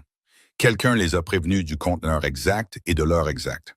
Dimitri a affiché des images de sécurité montrant des agents fédéraux envahissant notre entrepôt. Ce n'était pas un hasard. Quelqu'un à l'intérieur leur a tout donné. Mon esprit s'est mis à courir à travers les possibilités, cataloguant les changements de personnel récents, les comportements inhabituels, toute personne ayant l'accès et la motivation pour trahir l'organisation. Mais les mots suivants de Maxime m'ont glacé. Sceller le bâtiment. Personne ne part tant que nous n'avons pas identifié la fuite. Maxime ai-je commencé, mais il m'a coupé d'un regard. C'est 30 millions de pertes et une enquête fédérale qui pourrait défaire des années de couverture soigneusement entretenues. Quelqu'un dans cette organisation nous a vendu. Nous le trouvons. Nous en faisons un exemple où cela se reproduira. La finalité froide dans sa voix m'a rappelé avec force ce qu'il était et le monde que j'avais choisi d'intégrer. Ce n'était pas une crise d'entreprise à gérer avec des politiques de ressources humaines et des relations publiques prudentes. C'était la survie par la peur et le contrôle absolu. J'ai besoin de tous ceux qui avaient accès aux informations de cette cargaison dans la salle de conférence. Quoi? Dans 20 minutes, a poursuivi Maxime. Son ton indiquait clairement que ce n'était pas une demande. Dimitri, apportez les dossiers de tout le personnel impliqué dans l'opération. Alors que Dimitri partait exécuter les ordres, je suis resté là à traiter les implications. Vous allez les interroger. Je vais trouver le traître. Et ensuite, j'avais besoin de l'entendre le dire. J'avais besoin de comprendre exactement de quoi je faisais partie. Maxime a croisé mes yeux directement. Ensuite, je vais m'assurer qu'ils ne trahiront plus jamais personne. C'est le monde dans lequel nous opérons, Lisa. La trahison a des conséquences, parfois mortelles. Il n'a pas bronché devant l'aveu. Est-ce que ça va être un problème pour vous? Ça aurait dû l'être. Chaque instinct cultivé au fil des ans pour essayer de maintenir une certaine distance morale avec ce business hurlait que ça devrait l'être. Mais j'ai pensé aux 30 millions de pertes, à l'enquête fédérale qui pourrait faire tomber toute l'organisation, à tous ceux qui dépendaient de l'empire de Maxime pour leur subsistance. Non, ai-je dit doucement, mais je veux être là quand vous les interrogerez. La surprise a traversé son visage. Pourquoi? Parce que j'ai passé 9 ans à observer ces gens. Je pourrais voir des choses que vous manquez. Il m'a étudié un long moment, puis a hoché la tête lentement. D'accord, mais Lisa, ça ne va pas être agréable. Je ne pensais pas que ça le serait. La salle de conférence se remplissait déjà quand nous sommes arrivés. La tension était épaisse dans l'air alors que les gens essayaient de comprendre pourquoi ils avaient été convoqués. Vitali montait la garde à la porte, indiquant clairement que partir n'était pas une option. Maxime a pris sa place en bout de table et je me suis assise à côté de lui. J'étais parfaitement conscient de chaque regard qui suivait ma présence. C'était différent des réunions stratégiques. C'était un jugement et j'étais publiquement aligné avec le juge. Il y a 3 heures, a commencé Maxime. Sa voix portait ce calme dangereux que j'avais appris à reconnaître. Un raid fédéral a saisi l'une de nos cargaisons les plus précieuses. Quelqu'un dans cette pièce a fourni les informations qui ont rendu ce raid possible. Les dénégations sont venues immédiatement. C'était un chœur de protestation et de choc, mais je regardais les visages, cherchant les signes que j'avais appris à repérer au fil des ans d'observation. La plupart des gens semblaient vraiment confus ou en colère. Quelques-uns semblaient nerveux, mais cela pouvait être simplement la peur d'être faussement accusé. Puis je l'ai vu. Michael, l'un des coordinateurs logistiques, n'avait pas l'air confus, en colère, ni même particulièrement nerveux. Il avait l'air résigné. Michael, ai-je dit doucement. J'ai interrompu la déclaration véhémente de loyauté de quelqu'un. La pièce est devenue silencieuse. Les yeux de Michael ont croisé les miens et j'y ai vu la confirmation avant qu'il ne détourne le regard. Vous avez envoyé des informations au FBI, ai-je poursuivi en gardant ma voix égale. Pas seulement sur cette cargaison. Vous leur donnez des détails depuis au moins 6 mois. Lisa, a commencé Dimitri. Mais Maxime a levé une main pour faire silence. Comment le savez-vous? M'a demandé Maxime, son regard ne quittant jamais Michael. Il arrive tôt et reste tard, mais son rendement n'a pas augmenté proportionnellement. Si quelqu'un examinait les journaux de son ordinateur, il trouverait des communications cryptées déguisées dans l'email personnel. Et j'ai fait une pause, me souvenant d'un détail d'il y a 3 semaines. Les factures médicales de sa fille ont été soudainement payées le mois dernier. Il ne pouvait pas se le permettre avec son salaire. Michael s'est affalé sur sa chaise, le combat l'abandonnant. Elle était en train de mourir, a-t-il dit, sa voix se brisant. Ma petite fille était en train de mourir et je ne pouvais pas me permettre le traitement. Ils m'ont approché. Ils ont offert de tout couvrir si je fournissais simplement des informations. La pièce a explosé de voix en colère, mais je continuais à regarder Michael. Il ne mentait pas. Le désespoir dans ses yeux était réel. Il avait fait un choix qu'aucun parent ne devrait avoir à faire. Trahir son employeur ou regarder son enfant mourir. Maxime s'est levé, contournant la table avec une grâce prédatrice.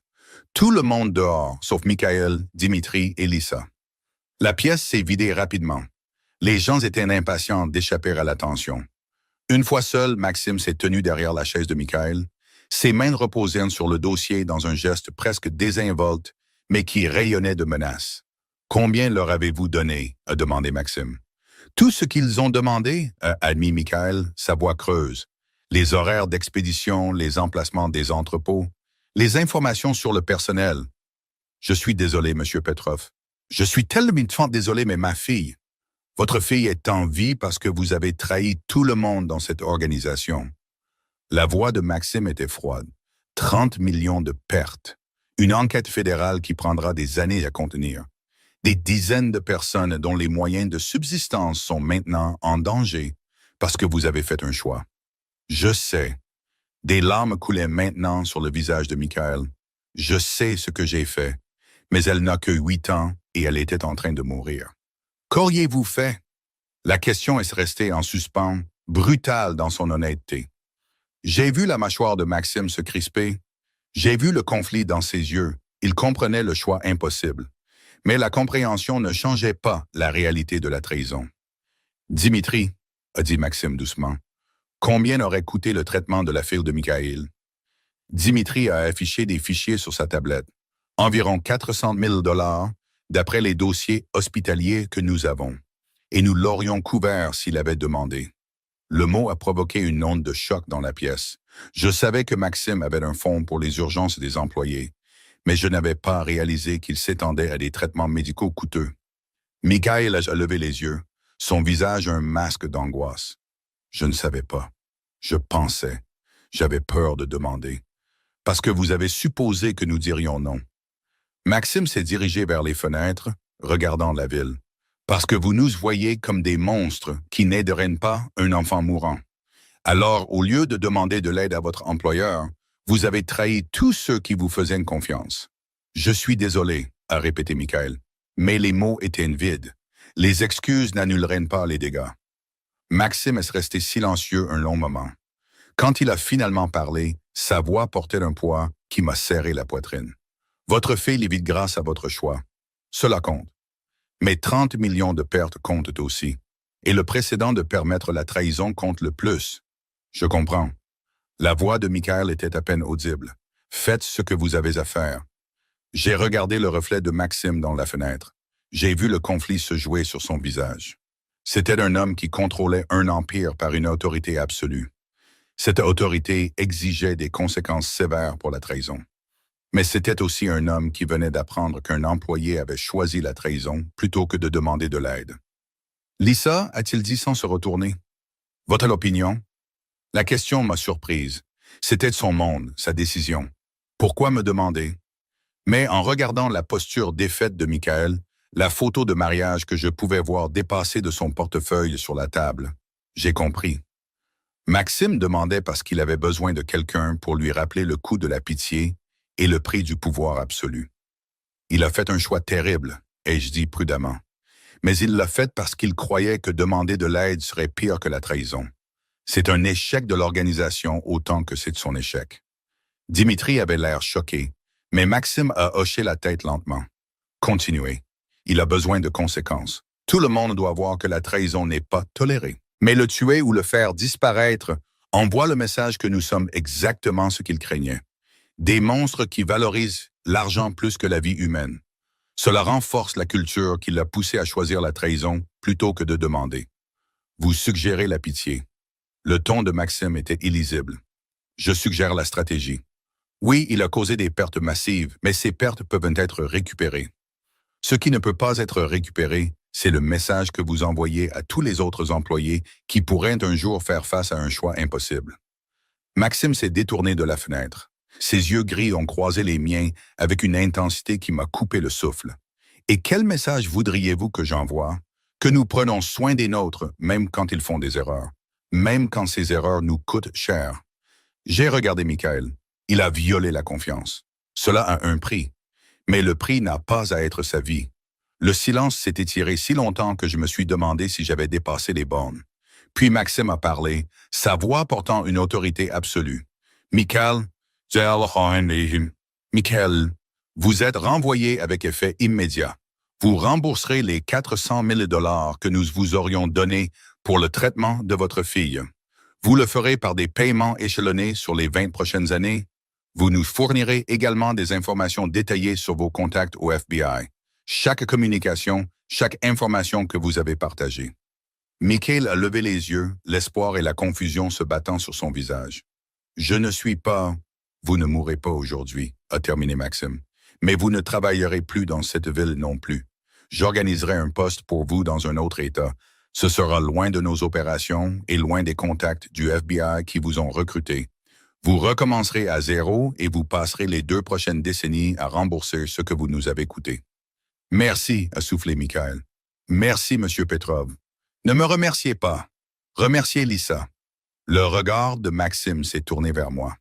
Elle m'a rappelé que la pitié peut aussi être stratégique. Sortez de ma vue avant que je ne change d'avis. Après que Michael a été escorté par Vitali, je suis resté seul avec Maxime et Dimitri dans la salle de conférence. La tension était palpable. « Vous venez de montrer de la faiblesse, » a dit Dimitri prudemment. « Les gens le verront comme tel. Les gens verront que Lisa Constantine a de l'influence. » Maxime a corrigé, utilisant mon nouveau nom pour la première fois. Je l'avais légalement changé la semaine précédente. C'était une autre couche de visibilité dans ma transformation. Ils verront que son jugement affecte mes décisions. Cela la rend plus précieuse et plus dangereuse à contrarier. La compréhension s'est faite. La pitié n'était pas seulement de la pitié. C'était un autre mouvement stratégique. Cette fois pour élever ma position aux yeux de l'organisation. Vous avez planifié ça? Ai-je dit, les pièces s'emboîtant. Vous saviez que je plaiderais pour une approche différente. J'espérais que vous le feriez. Je ne le savais pas. Maxime s'est levé, se dirigeant vers la porte. Mais je suis content que vous l'ayez fait. Parfois, j'ai besoin de quelqu'un pour me rappeler que le pouvoir n'exige pas toujours la sévérité. Après son départ, Dimitri était resté. Il m'a étudié avec une expression que je ne pouvais pas tout à fait lire. « Quoi ?» ai-je finalement demandé. « Vous le changez » a-t-il dit simplement. En 10 ans, je n'ai jamais vu Maxime montrer ce genre de retenue. Il aurait fait un exemple de Michael et envoyé un message sur la trahison. Vous lui avez donné la permission d'être miséricordieux. J'ai juste offert une autre perspective. Non. Dimitri a secoué la tête. Vous lui avez offert ce qu'il n'a jamais eu auparavant. Quelqu'un qui voit les 2 facettes de qui il est et qui valorise les 2. C'est dangereux à sa manière. Comment ça? Parce que ça le rend humain. Et les humains n'ont des faiblesses que les monstres n'ont pas. Les mots sont restés avec moi alors que je rentrais à mon appartement ce soir-là. Le service de sécurité était là, invisible mais présent, un rappel de combien ma vie avait changé en quelques semaines. J'avais influencé une décision majeure aujourd'hui. J'avais pris la parole dans une crise et façonné le résultat. Ça aurait dû être stimulant. Au lieu de ça, j'en ai senti le poids.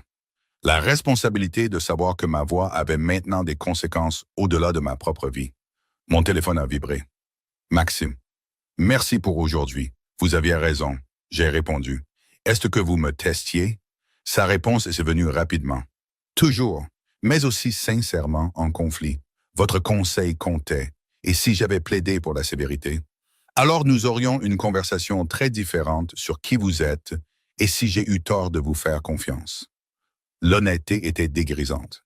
Chaque choix que je faisais maintenant était évalué, mesuré par rapport à ce qu'il attendait de moi. C'était épuisant et exaltant à la fois. Pour ce que ça vaut, ai-je tapé. Je ne jouais pas à la politique. Je croyais sincèrement que la pitié était le meilleur choix. Je sais. C'est pourquoi ça a marché. J'ai posé le téléphone et me suis dirigé vers ma fenêtre. J'ai regardé la ville que Maxime contrôlait en partie. Quelque part dans ces lumières, Michael faisait ses valises pour partir. Sa vie était fondamentalement changée par un choix qu'il avait fait en désespoir de cause. Ailleurs, des agents fédéraux essayaient de sauver une enquête que je venais d'aider à faire dérailler.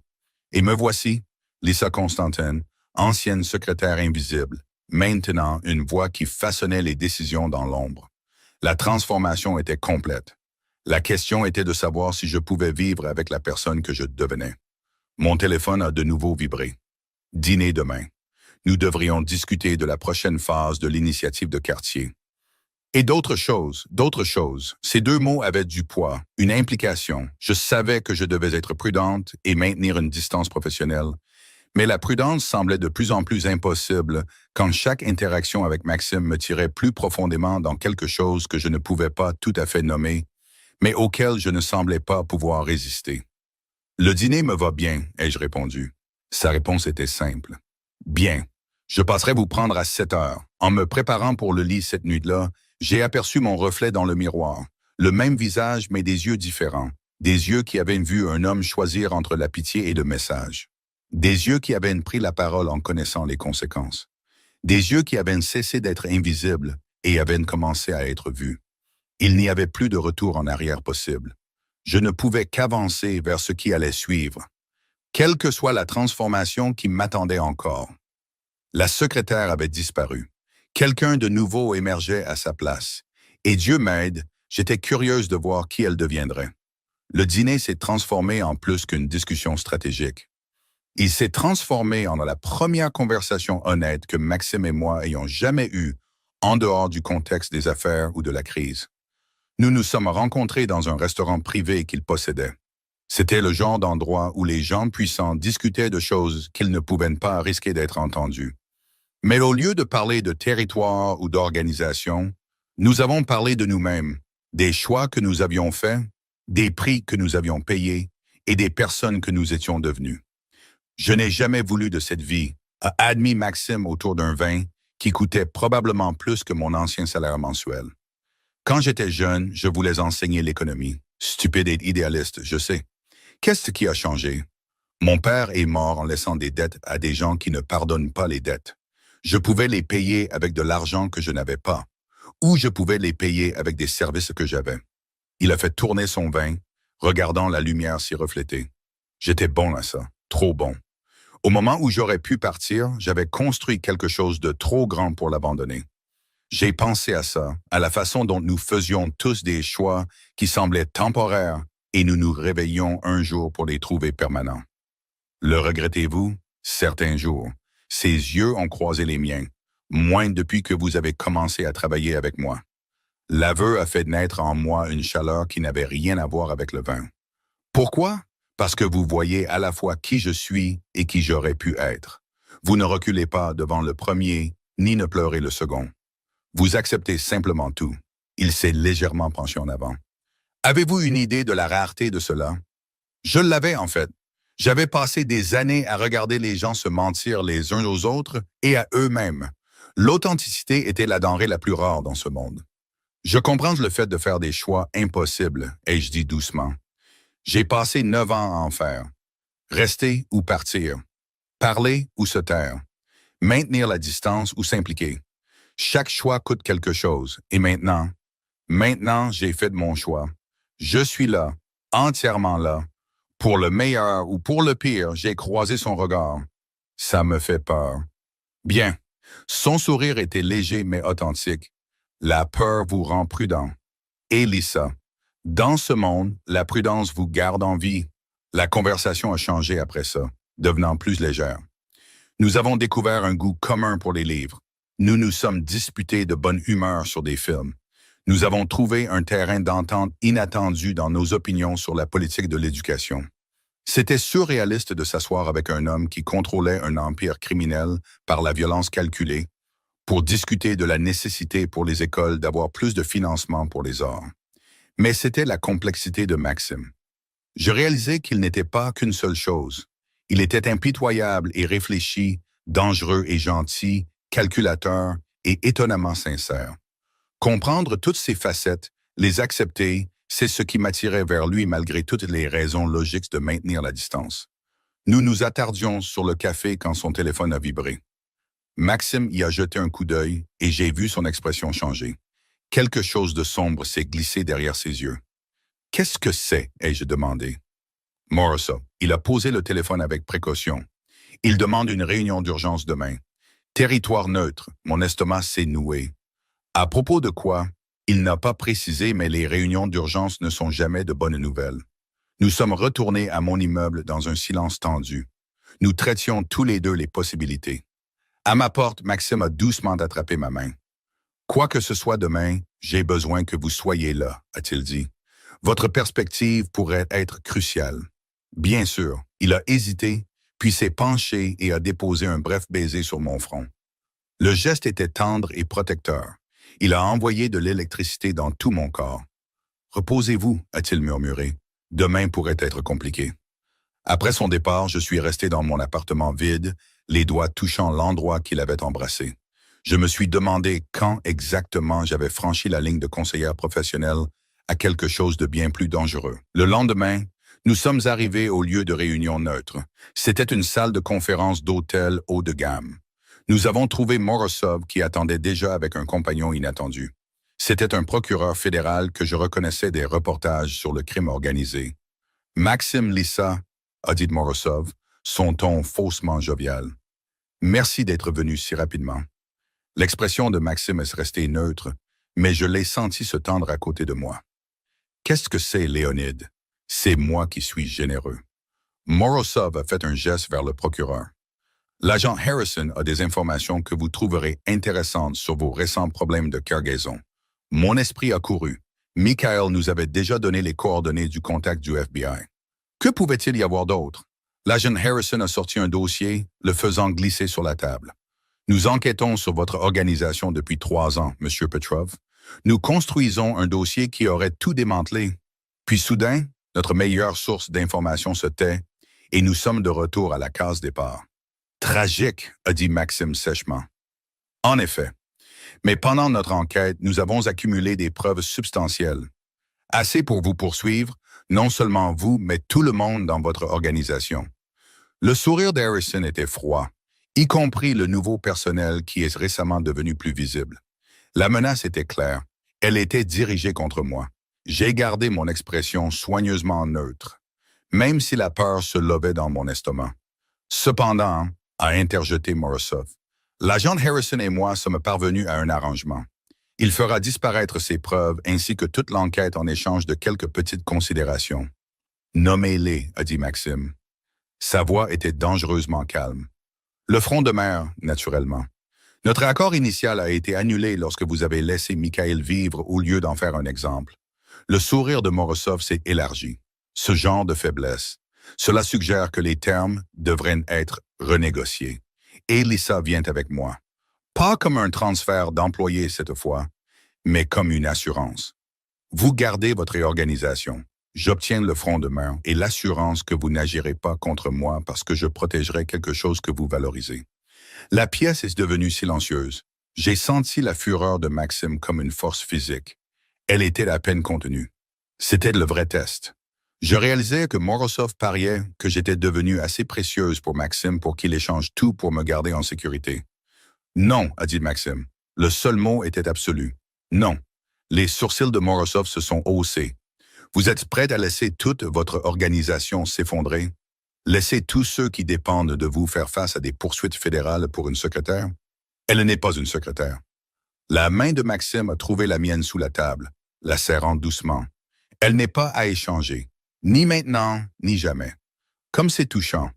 L'expression de Morozov s'est durcie, mais peu pratique. L'agent Harrison a assez de preuves pour vous détruire. À moins que vous n'acceptiez mes conditions, d'ici la semaine prochaine, vous serez en détention fédérale. J'étais restée silencieuse pendant cet échange. J'observais les deux hommes et analysais la stratégie. Maintenant, je me suis légèrement penché en avant. « Agent Harrison », ai-je dit, ma voix portant à travers la table. « Quel est votre prix? » Il a cligné des yeux. Il ne s'attendait clairement pas à ce que je m'adresse à lui directement. « Excusez-moi, Morozov n'a pas l'autorité de conclure des accords au nom du FBI. » Vous, si. Quel est votre prix réel pour faire disparaître ces preuves? Harrison s'est agité, mal à l'aise. Je ne sais pas ce que vous insinuez. J'insinue que vous êtes aussi corrompu que les gens sur lesquels vous enquêtez. Sinon, vous ne seriez pas ici à négocier avec des criminels connus. J'ai sorti mon téléphone, faisant semblant de vérifier quelque chose. Je suis curieuse de savoir ce que vos supérieurs penseraient s'ils savaient pour cette réunion. Vous me menacez? J'observe que le plan de Morozov ne fonctionne que si vous êtes réellement prêt à détruire des preuves. Mais le faire est un crime fédéral qui mettrait fin à votre carrière et vous mettrait probablement en prison. J'ai souri légèrement. Donc, soit vous êtes ici à titre officiel pour recueillir des preuves de nos crimes, soit vous êtes ici pour en commettre un vous-même. Lequel est-ce? Le silence qui a suivi était électrique. J'avais bluffé. J'avais exposé la faiblesse fondamentale de la stratégie de Morozov. Harrison ne pouvait pas réellement faire disparaître les preuves sans tout risquer. Vous êtes plus intelligente que vous n'en avez l'air, a finalement dit Harrison en se levant. Cette réunion n'a jamais eu lieu. Il est parti. L'expression confiante de Morozov s'est effondrée en fureur. C'était une erreur, Lisa. L'était-ce? J'ai gardé ma voix égale malgré mon cœur qui battait la chamade. Parce que de mon point de vue, vous venez de montrer que vous n'aviez rien à offrir sauf des menaces vides. Votre alliance avec Harrison était basée sur la corruption mutuelle. Mais il n'est pas assez stupide pour aller jusqu'au bout. Les mains de Morozov se sont crispées sur la table. Vous pensez que vous avez gagné? Je pense que vous avez surjoué votre main. Je me suis levé et Maxime s'est levé à côté de moi. Vous avez supposé que je serais une faiblesse que vous pourriez exploiter, mais c'est moi qui ai vu clair dans votre stratégie.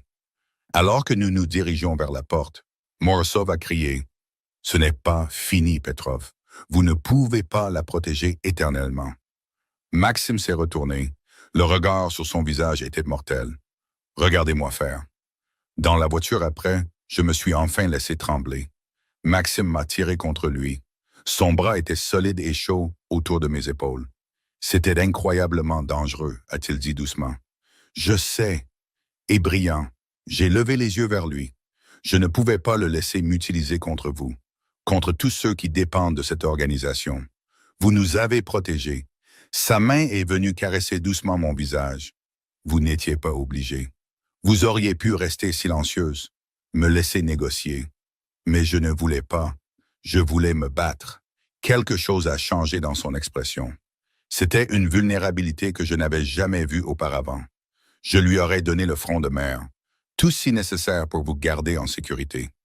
L'aveu m'a serré la poitrine. « Maxime, j'ai besoin que vous compreniez quelque chose. » Son pouce a tracé ma pommette. « Vous avez cessé d'être un atout stratégique il y a des semaines. Vous êtes... » Il a fait une pause, cherchant ses mots. « Vous êtes à moi d'une manière qui n'a rien à voir avec les affaires ou la protection. » Qu'est-ce que vous dites? Je dis que je suis en train de tomber amoureux de vous, Lisa. C'est le cas depuis le moment où vous avez tenu tête à Morozov lors de cette première réunion. Probablement même avant. Son sourire était léger, presque timide. Je dis que si vous aviez voulu partir aujourd'hui, si vous aviez choisi son offre, cela m'aurait détruit d'une manière que la perte de l'organisation n'aurait jamais pu faire. J'aurais dû être terrifié par l'intensité de ses mots, par la façon dont ils reflétaient mes propres sentiments grandissants. Au lieu de cela, j'ai senti quelque chose se mettre en place, une vérité fondamentale que j'avais évitée. Je suis en train de tomber amoureuse de vous aussi, ai-je admis. C'est probablement la pire idée possible, certainement la pire idée possible. Son front reposait contre le mien. Mais j'ai construit un empire sur de mauvaises idées. Qu'est-ce qu'une de plus? Quand il m'a embrassé, ce n'était ni doux ni hésitant. C'était possessif et certain. C'était l'aboutissement de semaines de tension et de déni. Je l'ai embrassé en retour avec une égale intensité. J'y ai mis tout ce que j'avais eu trop peur de reconnaître. Le désir, la connexion, la reconnaissance impossible, que quelque part dans la transformation de secrétaire invisible à partenaire visible, j'étais tombée amoureuse d'un homme qui opérait dans l'ombre. Nous nous sommes séparés, tous deux essoufflés. Le chauffeur avait sagement levé l'écran de confidentialité. « Nous devrions en parler, ai-je dit, essayant de trouver une logique dans le chaos. Nous devrions, est convenu Maxime. Mais pas ce soir. Ce soir, je veux juste savoir que vous êtes en sécurité. Que nous sommes tous les deux en sécurité. Il m'a ramené à la maison, mais n'est pas parti. Il m'a suivi jusqu'à mon appartement sous prétexte de vérifier la sécurité. Mais une fois à l'intérieur, il m'a de nouveau serré contre lui. Et parler est devenu la dernière chose à laquelle nous pensions. Plus tard, alors que nous étions enlacés dans mon lit, les lumières de la ville peignant des motifs sur nous, Maxime a tracé des cercles paresseux sur mon épaule. Que se passe-t-il maintenant? Ai-je demandé doucement. Maintenant, nous découvrons ce que c'est, ce que nous sommes. Sa voix a grondé dans sa poitrine. Maintenant, nous naviguons en tant que partenaires dans tous les sens du terme, pas seulement professionnellement. Morozov n'abandonnera pas. Non, mais il a montré son jeu maintenant. Nous connaissons ses stratégies et ses faiblesses. Et plus important encore, il sait que vous n'êtes pas une arme qu'il peut utiliser contre moi. Vous êtes mon égal dans cette affaire, Lisa. Ma partenaire. Partenaire, le mot avait du poids, une promesse, la reconnaissance de tout ce que j'étais devenu. J'aime le son de ça, ai-je admis. Bien, parce que je vous garde. Son bras s'est resserré autour de moi. Pour toujours, si vous me le permettez. Pour toujours était une longue période dans un monde aussi dangereux que le nôtre. Mais allongé là, dans la sécurité de ses bras, je me suis surprise à vouloir croire que c'était possible. La semaine suivante s'est installée dans un nouveau rythme. Publiquement, Maxime et moi maintenions une distance professionnelle, mais en privé, nous construisions quelque chose qu'aucun de nous n'avait prévu. Une véritable relation basée sur la confiance, l'honnêteté et la reconnaissance mutuelle. L'initiative de quartier que j'avais conçue a réussi au-delà des prévisions. Avec 3 territoires pacifiquement intégrés dans notre réseau de protection, Victor a admis à contre-cœur que je savais peut-être de quoi je parlais. Dimitri a commencé à me consulter sur les décisions stratégiques sans attendre d'abord la directive de Maxime. Je n'étais plus seulement la conseillère de Maxime. J'étais devenu une partie intégrante de la direction de l'organisation. J'étais quelqu'un dont l'opinion façonnait la politique et la direction. L'invisibilité que j'avais cultivée pendant des années avait été complètement remplacée par une visibilité que j'apprenais à manier stratégiquement. 6 mois après la réunion où Maxime m'avait pour la première fois nommé comme son prix, Morozov a demandé une autre négociation. Cette fois, je n'ai pas été surprise quand Maxime m'a demandé de le rejoindre. Nous nous sommes rencontrés dans le même club où notre accord initial avait été finalisé. Mais la dynamique avait fondamentalement changé. Je suis entré non pas comme une propriété à échanger, mais comme la partenaire reconnue de Maxime, son égal à tous égards important. Lisa m'a salué Morozov avec un respect réticent. Vous avez l'air bien, puissante même. Merci. Il s'est tourné vers Maxime. Je suis ici pour proposer une trêve. Notre conflit coûte inutilement à nos 2 organisations. Je suis prêt à reconnaître formellement les divisions territoriales actuelles et à cesser les tentatives de saper vos opérations. En échange de, a demandé Maxime, sa main reposant nonchalamment au creux de mon dos. La paix et peut-être éventuellement une coopération sur des questions d'intérêt mutuel. Le regard de Morozov s'est tourné vers moi. Je vous ai sous-estimé, Lisa. Je pensais que vous étiez un pion. J'avais tort. Oui, ai-je simplement convenu. Vous aviez tort. Alors, laissez-moi vous demander directement. Que faudrait-il pour que vous envisagiez une alliance entre nos organisations? Pas une fusion, mais une coopération authentique. J'ai regardé Maxime, voyant la question dans ses yeux. Étais-je à l'aise de prendre les devants sur ce point? J'ai légèrement hoché la tête. La transparence, ai-je dit à Morozov. Plus de jeu, plus de tentatives de manipulation. Si nous devons travailler ensemble, cela doit être basé sur une évaluation honnête des intérêts mutuels, pas sur des stratégies conçues pour exploiter les faiblesses. Conclu. Morozov a tendu la main, non pas à Maxime, mais à moi. Partenaire. J'ai serré sa main, sentant l'importance du moment. Partenaire. En quittant le club ce soir-là, Maxime m'a serré contre lui. Vous savez ce que vous venez de faire? Vous avez négocié une trêve. Vous vous êtes établi comme une puissance à part entière. Pas comme ma conseillère et pas comme ma partenaire, mais comme Lisa Constantin. Quelqu'un qui prend des décisions indépendantes, qui façonne ce monde. La vérité de ces mots s'est installée dans mes os. J'avais achevé une transformation que je n'avais jamais imaginée lorsque j'avais pris ce poste de secrétaire il y a 9 ans. De meuble invisible à puissance visible. De quelqu'un qui documentait les décisions à quelqu'un qui les prenait. Qu'en pensez-vous? Ai-je demandé. Le sourire de Maxime était authentique et fier. J'ai l'impression d'avoir fait le meilleur échange de ma vie en vous choisissant, même si je n'étais jamais vraiment à vous pour être échangé. Surtout à cause de ça. Son baiser était doux et plein de promesses. Vous avez choisi cette voie. Vous m'avez choisi. Vous avez choisi d'entrer dans la visibilité. Ce choix a fait toute la différence. Nous avons traversé la ville vers un avenir que nous ne pouvions pas entièrement prédire. C'était dangereux, certainement. C'était compliqué, absolument. Mais c'était construit sur quelque chose de réel. Une reconnaissance mutuelle, un partenariat honnête et le genre d'amour qui émergeait du fait de se voir vraiment l'un l'autre. J'avais passé des années à être invisible, à me faire petite et à être en sécurité par l'obscurité. Maintenant, j'étais visible, puissante et profondément en danger selon les mesures traditionnelles. Mais j'étais aussi pleinement vivante d'une manière que je n'avais jamais connue auparavant. La secrétaire avait disparu. À sa place se tenait quelqu'un de nouveau. C'était quelqu'un qui avait trouvé sa voie et son pouvoir en étant assez courageuse pour entrer dans la lumière.